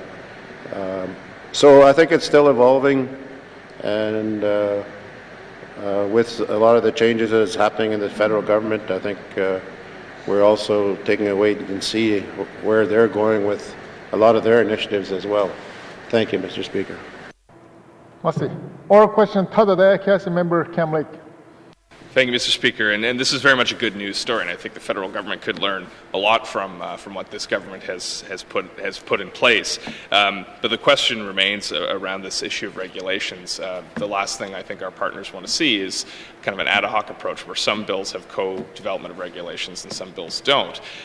So can the government commit to creating a common approach to co-development of regulations across these suite of laws and regulations, and basically any bill that is co-drafted, the regulations that come forth have some degree of meaningful engagement with Indigenous partners, and can we standardize that as a policy across government? Thank you. The Honourable Premier. Thank you, Mr. Speaker. It's getting kind of late in the day for this Legislative Assembly, and we have been participating with the federal government on the development of their Indigenous rights framework, which we are now aware that that will be pushed back till the next federal government. And so we are in a situation where we're now doing a review of our Indigenous government relations. And the purpose of this review will be to identify best practices and areas where we can improve our Indigenous relations across the government. And our expectation is that we'll complete it before the 18th Assembly, and our expectation is that findings will be made available to the 19th Assembly to further shape and strengthen the Government of Northwest Territories' Indigenous government relations. Thank you, Mr. Speaker. Merci. Oral question, Nundere Council Member Camlake. Thank you, Mr. Speaker. Thank you to the Honourable Premier. That's good news, and I look forward to seeing the results of that finding. I still think we've undertaken a process, and I don't think it's premature to start developing policy around that process that's already underway. My final question is, many of the IGOs, the Indigenous government organizations that participated in this process shared with the Standing Committee that for their engagement to be meaningful, they need to have the capacity to actually engage the legislation that's before them. And in many cases, they didn't have that capacity and could only focus on one or two bills when there were so many bills to consider. Is the government considering any capacity strengthening programs to address these concerns? Thank you. Merci. The Honourable Premier. Thank you, Mr. Speaker. Yes, we did hear that lack of capacity and request for more resources very loud and clear. And I should point out, as a member has said, we've been engaged in collaborative legislative development with Northwest Territories Indigenous governments as part of our evolution of the devolution-related legislation. And this has included early discussions to inform key elements of legislation and sharing drafts to ensure that their perspectives are understood and incorporated. And collaborative development, when you're doing that work, we have to remember that although we work collaboratively with Indigenous governments, we also consult with those same Indigenous governments to ensure that their Aboriginal rights are not being adversely impacted. And at the end of the day, the final decisions on N.W.T legislation rests with this Legislative Assembly. So with what the member is suggesting, that's an area that we have to innovate to make it happen. In the past, when we put into effect land claims legislation, we worked with the Aboriginal governments who primarily wrote the legislation, and we had to make some special arrangements in this Legislative Assembly so that it would go through. However, we have and will continue to bring to the table the perspective of Indigenous governments in this area. Thank you, Mr. Speaker. Merci. Oral question, the member Untitled Chapter. Mr. Speaker. The Speaker, in my member statement, I talked about the cannabis and alcohol. My main reason for making a member statement is many constituents have come forward to see me during my whole time as MLA and complained about the bootleggers. So I have a question for the Minister of Finance, and my first question, I have some questions, pardon me. My first question is, can the N.W.T make laws to limit the purchase and possession of alcohol? Thank you. Merci. Minister of Finance. Thank you, Mr. Speaker. Mr. Speaker, I share the member's concern with the amount of alcohol that's sold across the Northwest Territories, consumed across the Northwest Territories. We all know in this chamber that of all the things that have ever been brought into the Northwest Territories and distributed amongst our people, alcohol is probably the one that's done the most damage. And I think we need to find ways that we can deal with it. But there has been situations in the past where they've tried to ration the sale of alcohol. I think those were reversed. But if there's opportunities for us to do what we can to limit the amount of alcohol that gets into the hands of our people, then I think we should all be on board with this. Thank you, Mr. Speaker. Merci. Oral question, Cassie member Untitled. Thank you, Mr. Speaker. Mr. Speaker, I am also seeing the issues with it. I know that I've had many discussions with the RCMP and the RCMP themselves, particularly one corporal that had a discussion with me said that it was very difficult to go through the whole process of actually charging a bootlegger. Getting a person to buy alcohol for you is just one step, and there's many other steps. So I want to ask the minister if the minister would I recognize how late in the term we are, but if the minister could start the department to look at maybe having initial discussions of perhaps surveying the people of the N.W.T to have some key questions in there on a way to restrict the amount of alcohol an individual can purchase or possess at one time. Thank you. Minister of Finance. Thank you, Mr. Speaker. Mr. Speaker, I can't commit the next government to anything, but I will have a conversation with the officials, see if there is an opportunity where we could do a bit of a questionnaire or some consultation on how far the people in the Northwest Territories want to take this. I commend communities across the Northwest Territories who have voted to become dry communities because they too recognize the effects of alcohol in their community, and they're trying to do what they can to combat that. And I think we should provide some type of support to those individuals who want to fight the amount of alcohol that's sold to the people in the Northwest Territories. Thank you, Mr. Speaker. Merci. Oral question, Cassie member Untitled. Thank you, Mr. Speaker. Mr. Speaker, the restrictions or the prohibition of alcohol does not seem to work. I think we all know that.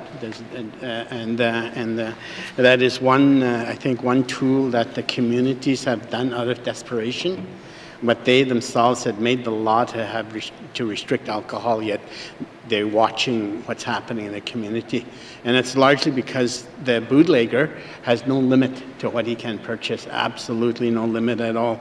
So if there was some sort of a limit, and I'm sure that most of the people in N.W.T will agree with the harmful effects of alcohol, that I think that this limitation has to be territorial. It can't be left up to the communities to restrict or to limit and so on. I know we have limits in some communities and so on now, and prohibition in others, and yet this bootlegging continues. So I'd like to ask the minister if there is a way that that he could start discussions with his department to harmonize the Alcohol Act and the Cannabis Products Act in order to put restrictions on both of those substances. Sorry. Thank you. Minister of Finance.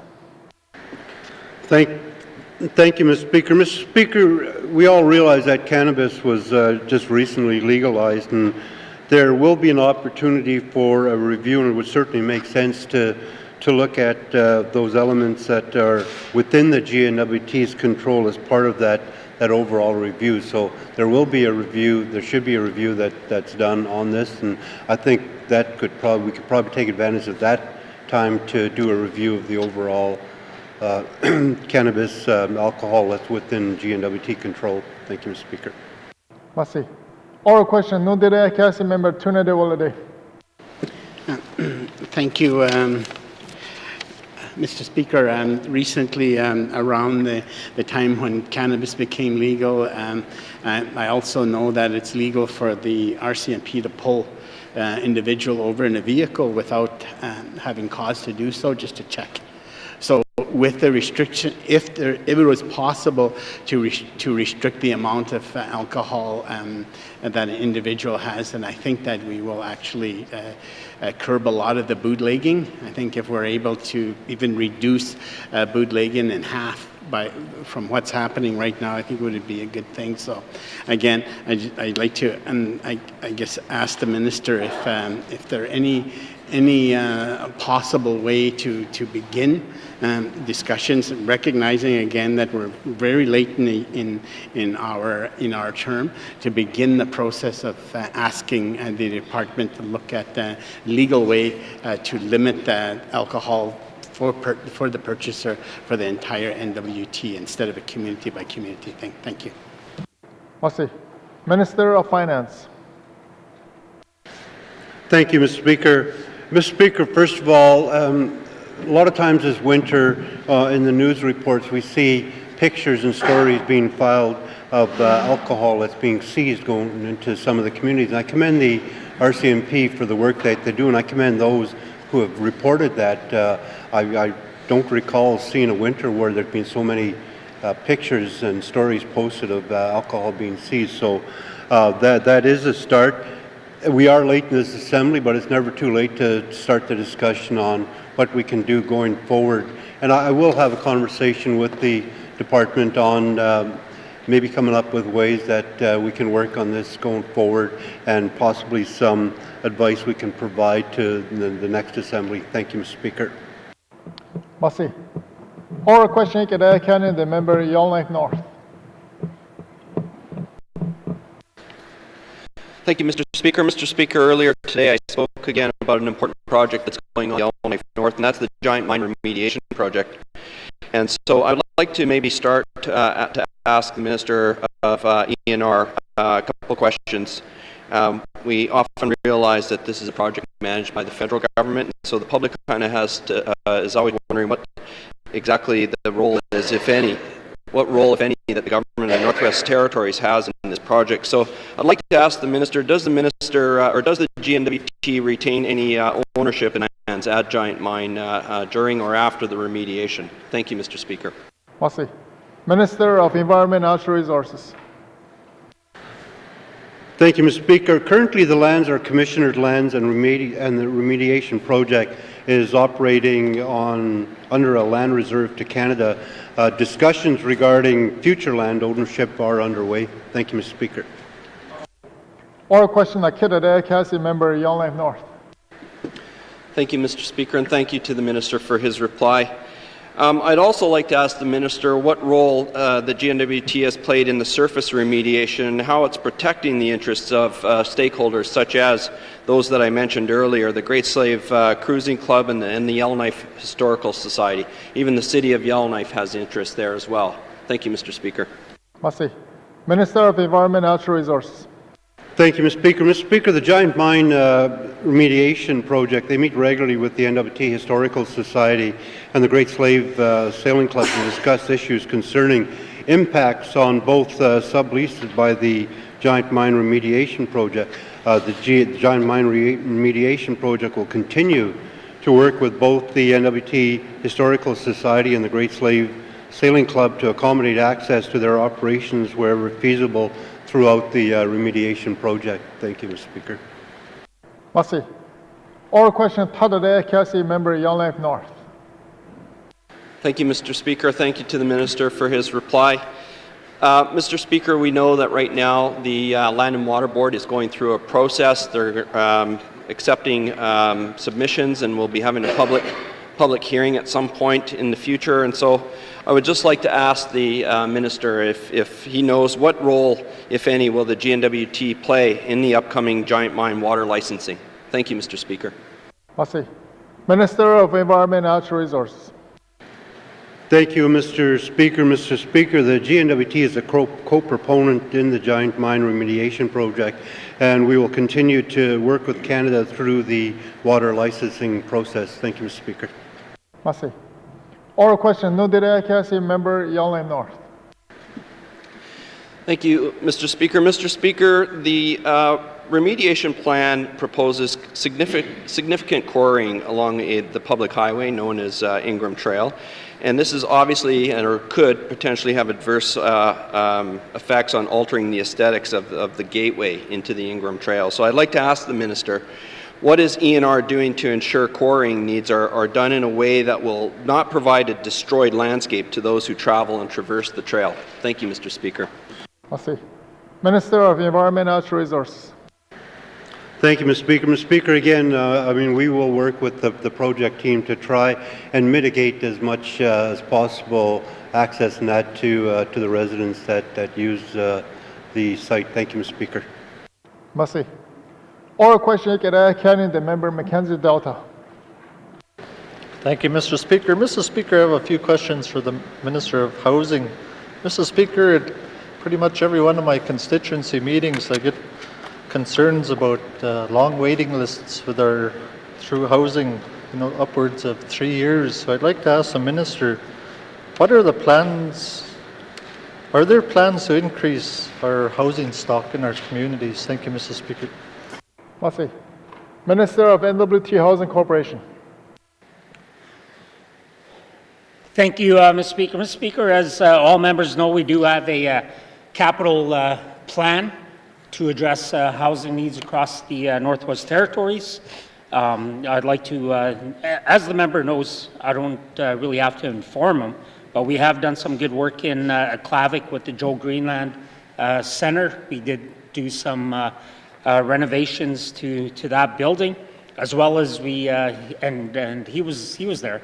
We opened up the Northern Pathways to Housing, which is a great program. We're also working on the seniors complex in Fort McPherson, which should be completed this summer.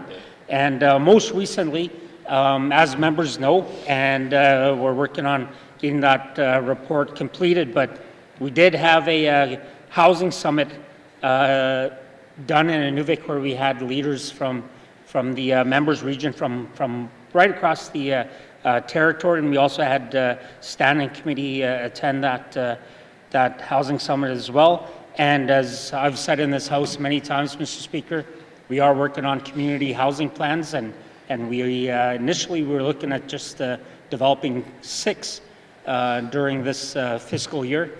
Right now we're working on 10, and we'll continue to encourage and work with our leaders in the communities to approach myself as well as approach the N.W.T. Housing Corporation to look at addressing those. Thank you, Mr. Speaker. Masi. Oral question, Nakeda, Cassie member Mackenzie Delta. Thank you, Mr. Speaker. Mr. Speaker, I've said a number of times in this House what a good job the department is doing building new homes. But a lot of times all we're doing is replacing units, Mr. Speaker. So I'd like to ask, when can our residents expect to see our number of housing units increase rather than staying at the same level? Thank you, Mr. Speaker. Minister of N.W.T. Housing Corporation. Thank you, Mr. Speaker. Mr. Speaker, I've mentioned in the House as well, we did get a carve-out of the co-investment fund. We signed our bilateral agreement as well with the with the federal government, and we do have a great partnership with CMHC as well as industry, and working with our Indigenous government organizations to address the issue. As I mentioned at the Housing Summit, you know, it can't all be relied on government. We got to have a partnership. We got to work together to address this, and that includes CMHC, it includes industry, it includes our Indigenous government organizations, and we've been seeing that, Mr. Speaker, over the past year. We'll continue to promote our programs, and we want to focus on having our leaders in the communities reach out to myself and the N.W.T. Housing Corporation and see how we can work together to address the housing needs throughout the Northwest Territories, but in this case, have the leaders in the Beaufort Delta reach out, and we can have this chat. Thank you, Mr. Speaker. Oral question, Tada, Cassie member Mackenzie Delta. Thank you, Mr. Speaker. Mr. Speaker, I know the department is trying to sell units which would free up other spaces. So has the department sold any units to date which the department can now replace? Thank you, Mr. Speaker. Minister of N.W.T. Housing Corporation. Thank you, Mr. Speaker. Mr. Speaker, we are working on this lease to own program. We're trying to get that information out to some of our good tenants in the public housing unit. We also have a home ownership program that we are piloting. The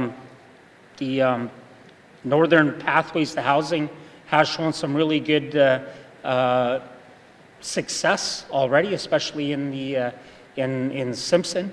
We have one in Beshko, and we'll see how things work out in Aklavik, and I think we're going to see some really good positive things coming out of there.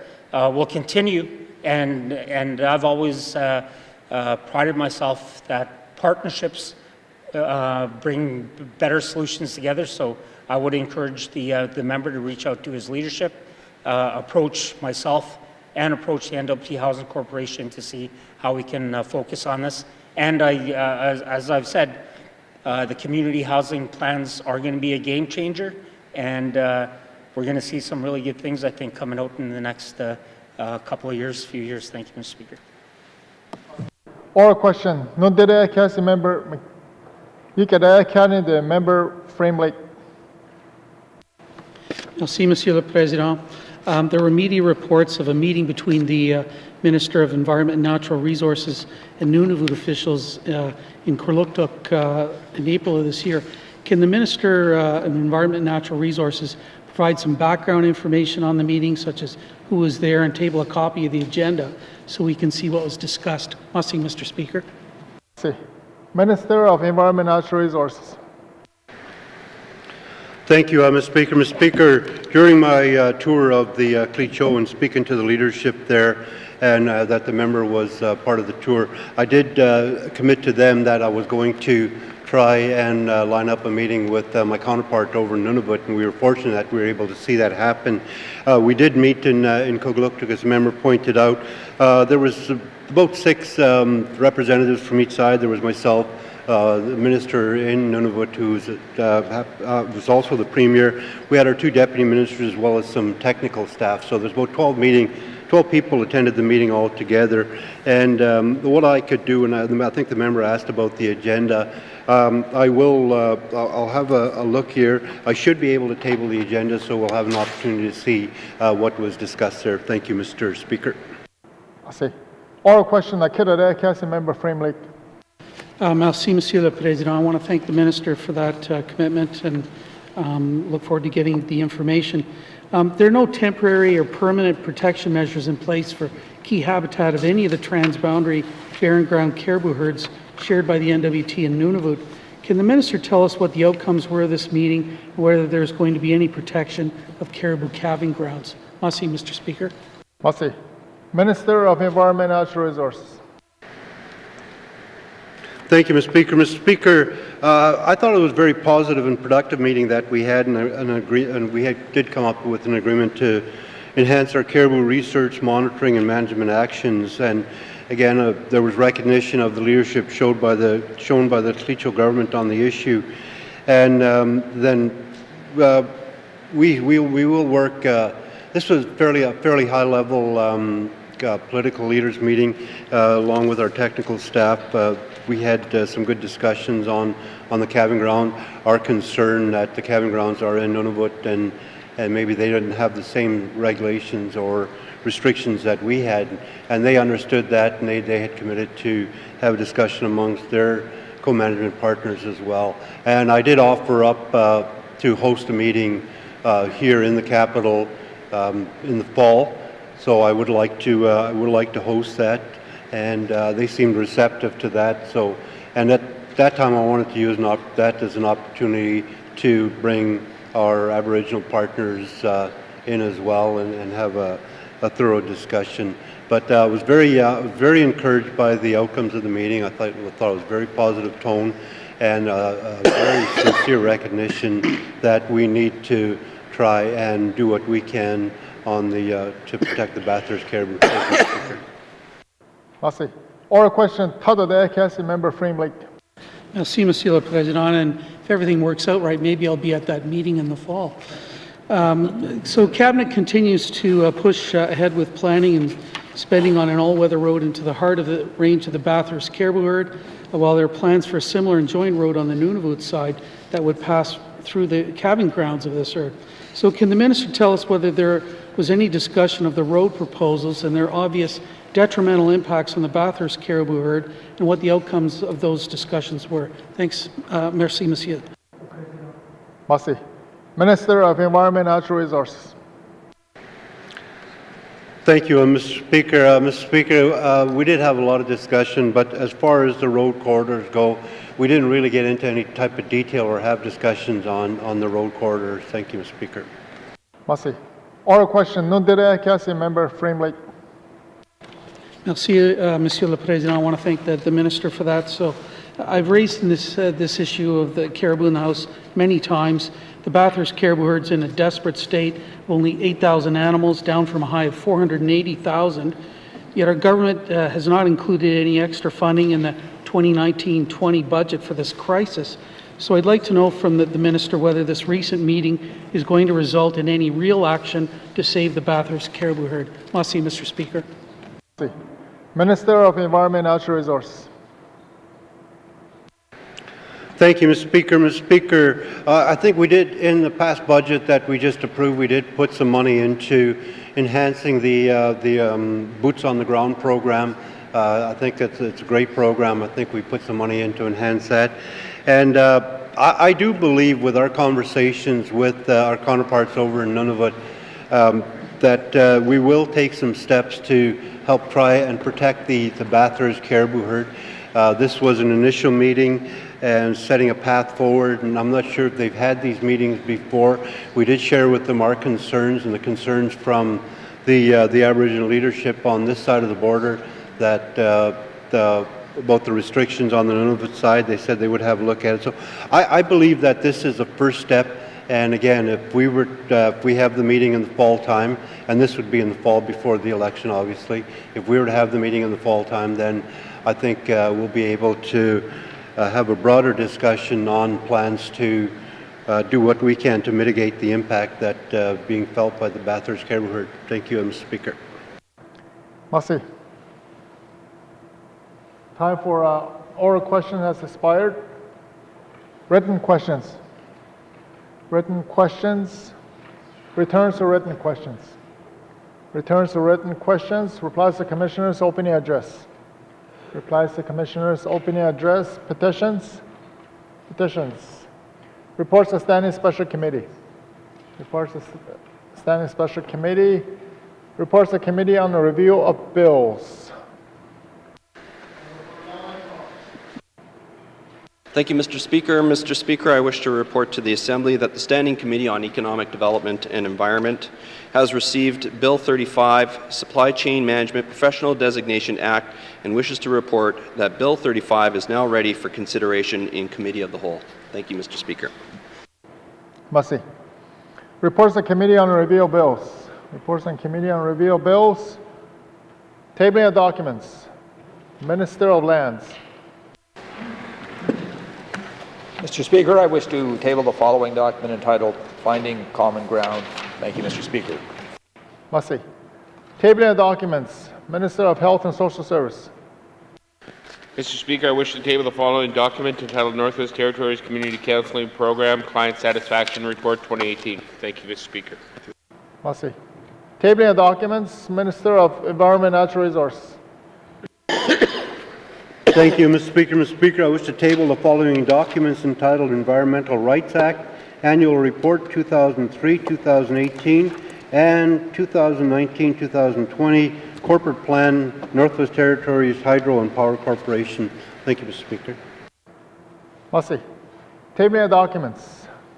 Tabling of documents. Notices of motion. Notices of motion. Notices of motion for first reading bills. Notices of motion for first reading bills. Motions. Motions. First reading bills. First reading bills. Second reading bills. Second reading bills. Consideration Committee of the Whole of bills and other matters. Bill 26, 29, 30. Committee Report 1518. Minister Statement 15118. Minister Statement 15818 3. With Member Hay River North in the chair.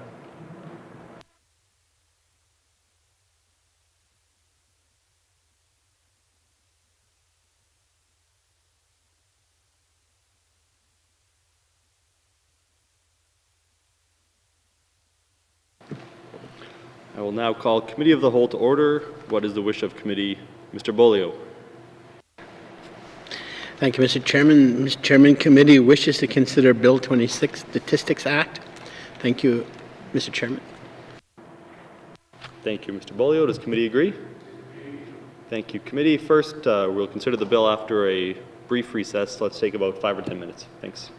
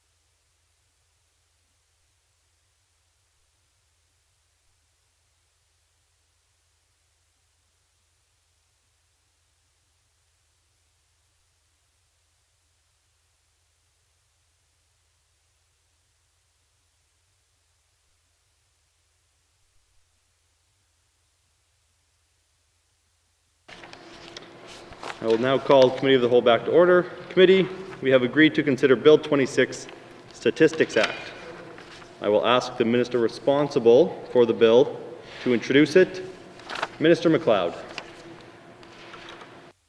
Thank you, Mr. Chair. Mr. Chair, I'm here to present Bill 26, Statistics Act. The Northwest Territories is the only jurisdiction in Canada that currently does not have statistics legislation that establishes a legal framework for the collection, protection, and dissemination of statistical information.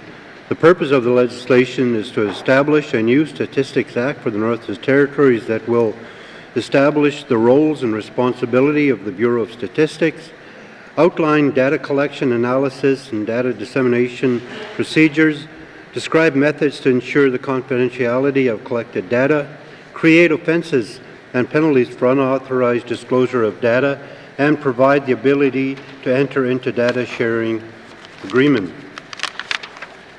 Towards these efforts, the Government of the Northwest Territories has worked closely with Statistics Canada, the Information and Privacy Commissioner, and has engaged with other N.W.T departments on the development of this legislation.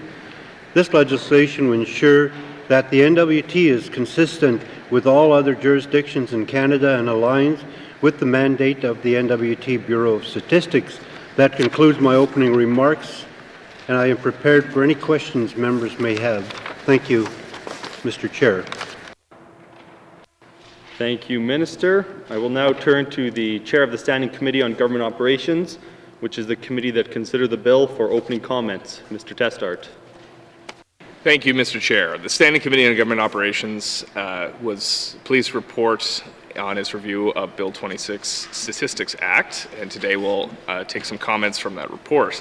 Bill 26, as the Minister said, establishes a legislative framework to support the continued work of the Northwest Territories Bureau of Statistics and the Department of Finance to collect, analyze, and share statistical information. The committee received one written submission on the bill from the Information and Privacy Commissioner of the Northwest Territories, Ms. Elaine Keenan-Banks. On behalf of the committee, I would like to thank the Information and Privacy Commissioner for the input provided on Bill 26. The clause-by-clause review was held on February 28, 2019. At this meeting, the committee moved 5 separate motions to amend Bill 26. 4 of those motions were carried, and with concurrence from the Minister. The committee thanks the Minister and his staff for assistance provided to the committee during the review of this bill. Individual members may have additional comments. Thank you, Mr. Chair. Thank you, Mr. Testart. Minister, would you care to bring witnesses into the chamber? Very deeply, Mr. Chair. Thank you. Sergeant at Arms, please escort the witnesses into the chamber. The minister will take his seat at the witness table.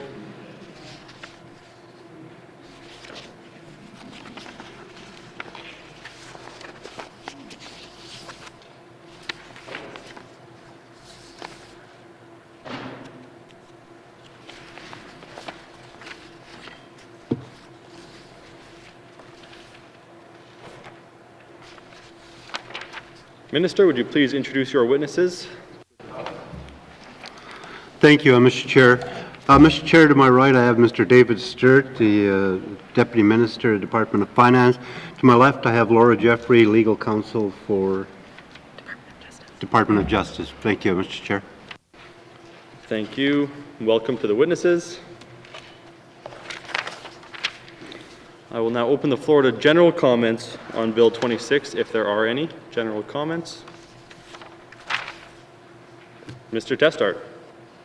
Thank you, Mr. Chair. I just wanted to comment on the importance of this piece of legislation. The work of the Stats Bureau is crucial to building the evidence required to make sound public policy decisions in both the Northwest Territories and Canada, as our statistics are able to be shared. And that helps us, especially as lawmakers, to better understand what's happening in our territory and how our decisions are influencing the economy, poverty, the health and wellness of our citizens. And having a sound legislative framework for the work of the Stats Bureau is crucial to this initiative. Or to that principle. And for a long time, the Stats Bureau has been doing this work, and the legislation is now underpinning the success they've already demonstrated.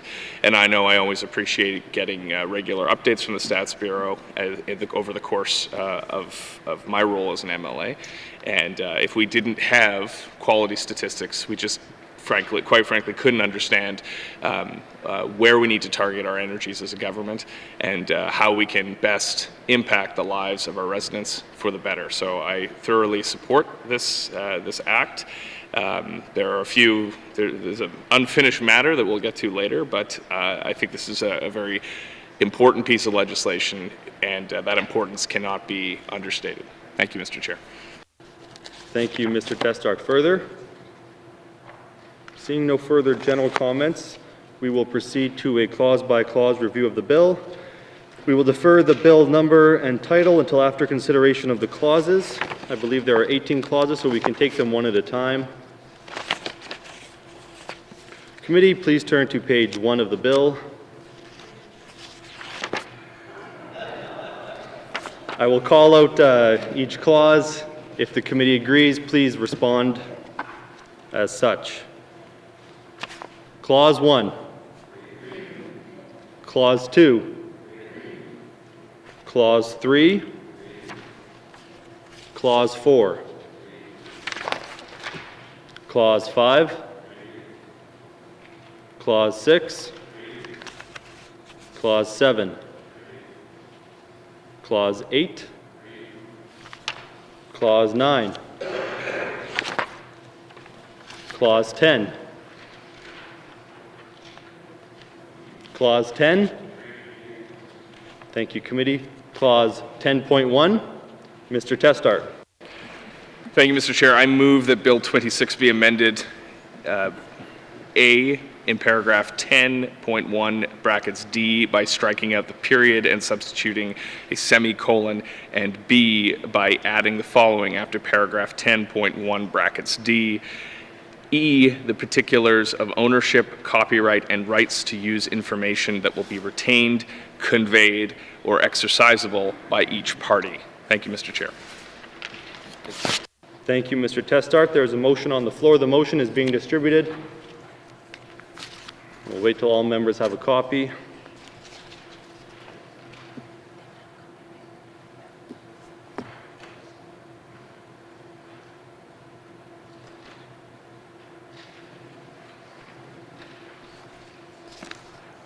The motion has been distributed and is in order. To the motion, Mr. Testart. Thank you, Mr. Chair. This amendment is similar to N.W.T's Section 9 of their legislation to address information sharing with other organizations. It would ensure that any ownership and exclusive rights issues to the information shared must be addressed by the terms of the agreement to the satisfaction of the minister. This would in effect assure that Indigenous organizations and governments and other third parties, including NGOs, private corporations, etc., could place conditions into information sharing agreements that protect their ownership of the data. Without this section, no such conditions are required, and the disposition of any information collected in these agreements would fall to the sole discretion of the Statistics Bureau, or ownership issues would be unresolved at best. Earlier, the minister spoke about ensuring that this legislation is consistent with other stats acts throughout the country, and we, as a standing committee, reviewed those acts and the legislative framework that underpins those statistical agencies. With the ever-increasing importance of information in the modern world, the committee felt very strongly that that needed to be addressed in any third-party agreements. We received advice or a submission from the Information and Privacy Commissioner that was very helpful in understanding the impact this information has on the personal privacy of individuals and organizations. And data sharing agreements are outside of the government's normal possession of information, so they have to be handled differently. And in this sense, where there has been a great deal of debate in Canada around the receipt of statistical information from Indigenous governments and nations to provincial and the federal government, we wanted to ensure that that issue was properly addressed. in the legislation itself. Now, certainly the minister can come up with any agreement that the minister wants to and address any issue, but this gives certainty to any organization who is concerned about the particulars of ownership, copyright, and rights to use information, that those will be part of any agreement signed into. It is not saying that the government will hold ownership, copyright, and the exclusive right to use that information. Rather, it is not. It is saying that the minister must address that concern before an agreement is entered into, to the satisfaction of both parties. And that is what we intended with this amendment, to ensure that the security and ownership of information given to the Stats Bureau was protected, and that it is clear to any member of the public and any organization concerned around the collection of statistical information that they, at the end of the day, ownership will be something that will come up and will be part of any agreement that they sign with the government. Thank you, Mr. Chair. Thank you. To the motion. To the motion. Minister McLeod. Thank you, Mr. Chair. Mr. Chair, we disagreed with this, and we would find that this would be very disrespectful to the Indigenous governments. The Bureau of Statistics works closely with our Aboriginal government partners throughout the Northwest Territories, and this is a bit of a sensitive issue for Indigenous governments. In our view, was that these issues are best solved through cooperation rather than the heavy hand of legislation. And having said that, again, we have a very good working relationship with Indigenous government. And we've worked with them on a number of occasions, so Cabinet will not be supporting this motion.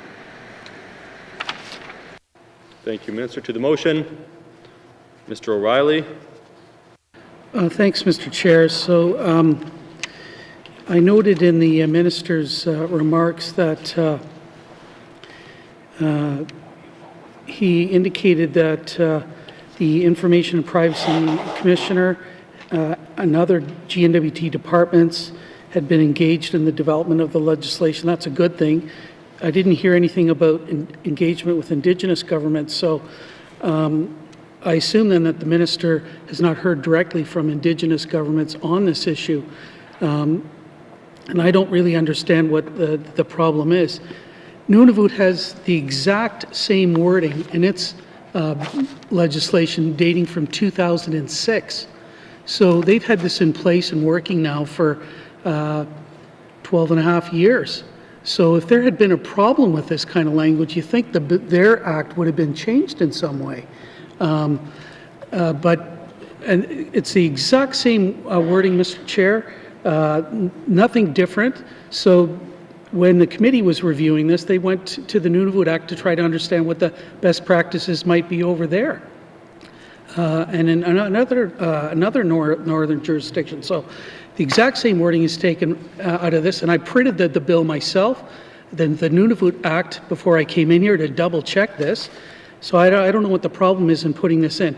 This does not require that anybody owns the information.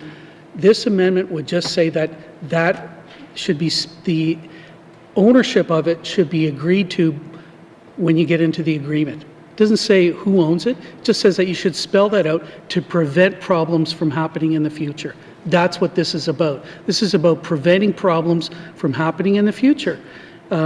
The other sort of things that are to be contained in the agreement are security and confidentiality of personal information, removal and destruction of individual identifiers, things like that. What's wrong with making sure that the agreement includes something about ownership, copyright, and right to use the information? It just makes common sense that you would want to put that in to prevent problems from happening in the future. So I don't understand why Cabinet is not in favor of this. I haven't seen any evidence, haven't seen any correspondence, emails from Indigenous governments about this.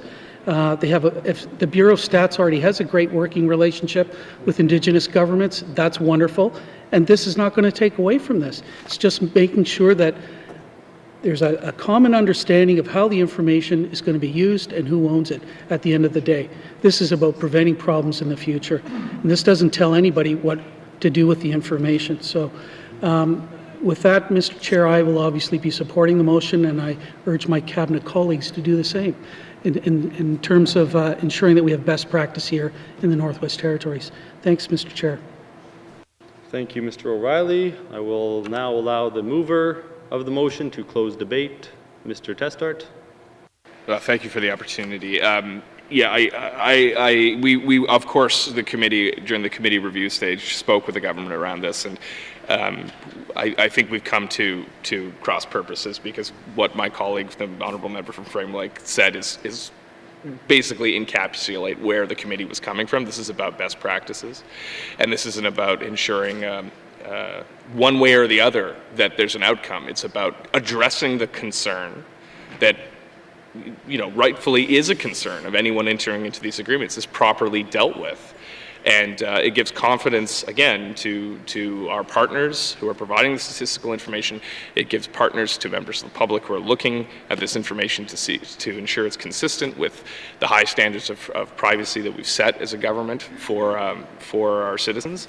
And I think this is an improvement. It's one of those improvements that's so important to our legislative process, working to research each clause of the bill and understand how to make those clauses better. And I do not agree with the Minister's concerns, and I, quite frankly, I don't understand them. We haven't received any submissions from Indigenous governments that inform that position, and we haven't been presented with any of that practice to ensure that ownership, copyright, and rights to use information are properly protected, because we don't want the government running roughshod over those rights, and for people entering into these agreements not to be able to exercise those rights and have confidence that those issues are going to be addressed. And that's why this motion is important, and will greatly improve this piece of legislation. And Mr. Chair, I'd like to ask for a recorded vote. Thank you. The member has asked for a recorded vote. I will put the question to committee. All those in favor, please rise.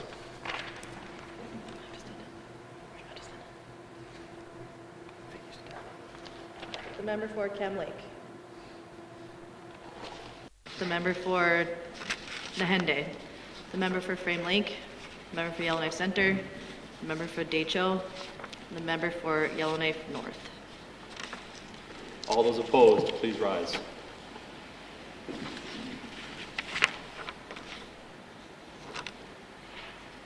The member for Tunaday Willaday. The member for Nunakput. The member for Inuvik Boot Lake. The member for Range Lake. The member for Great Slave. The member for Yellowknife South. The member for Inuvik Twin Lakes. The member for Hay River South. The member for Tabacha. The member for Mackenzie Delta. The member for Satu. All those abstaining, please rise.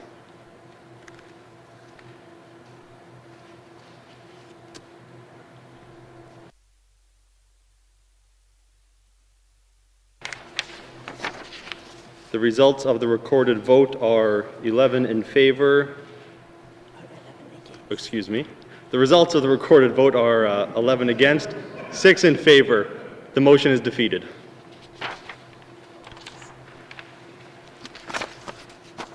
And 0 abstaining, for the record. I will now recall the clause. Clause 10.1. Does committee agree?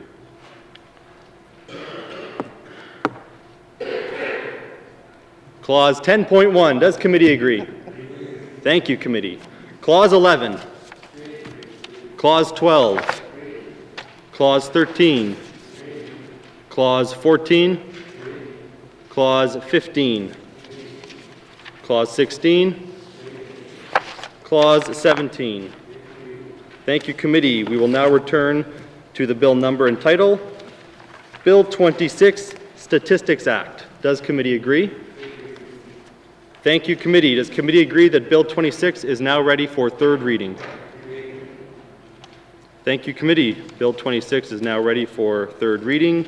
Does committee agree that this concludes our consideration of Bill 26? Thank you, committee. Thank you to the witnesses and to the minister. Sergeant at Arms, you may escort the witnesses from the chamber.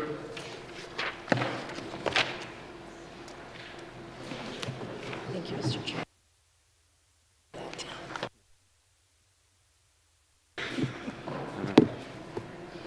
There's 2 of us. We have concluded consideration of the item at hand. What is the wish of committee? Mr. Bolio. Thank you, Mr. Chairman. Mr. Chairman, I move that the chairman rise and report progress. Thank you, Mr. Chairman. Thank you, Mr. Bolio. There's a motion to report progress. The motion is in order and non-debatable. All those in favor? All those opposed? Motion is carried. I will rise and report progress.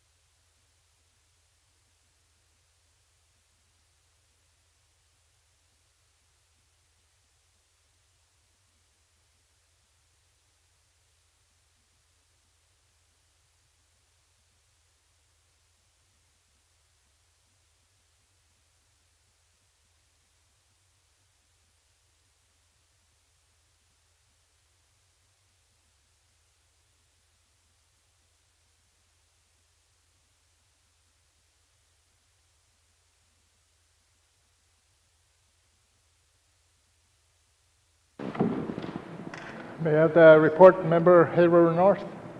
Mr. Speaker, your committee has been considering Bill 26, Statistics Act, and would like to report progress, and that Bill 26, Statistics Act, is ready for third reading. And Mr. Speaker, I move that the report of the Committee of the Whole be concurred with.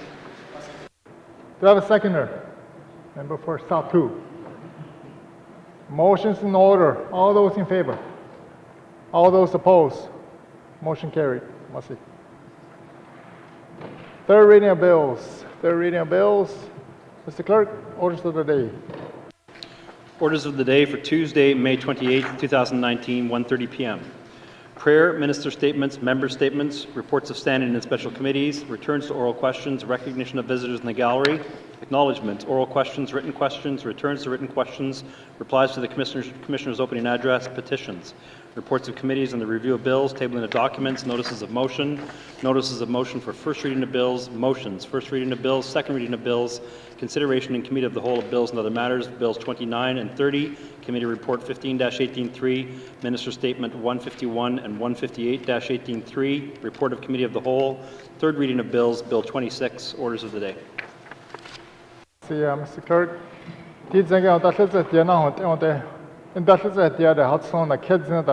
May 28, 2019,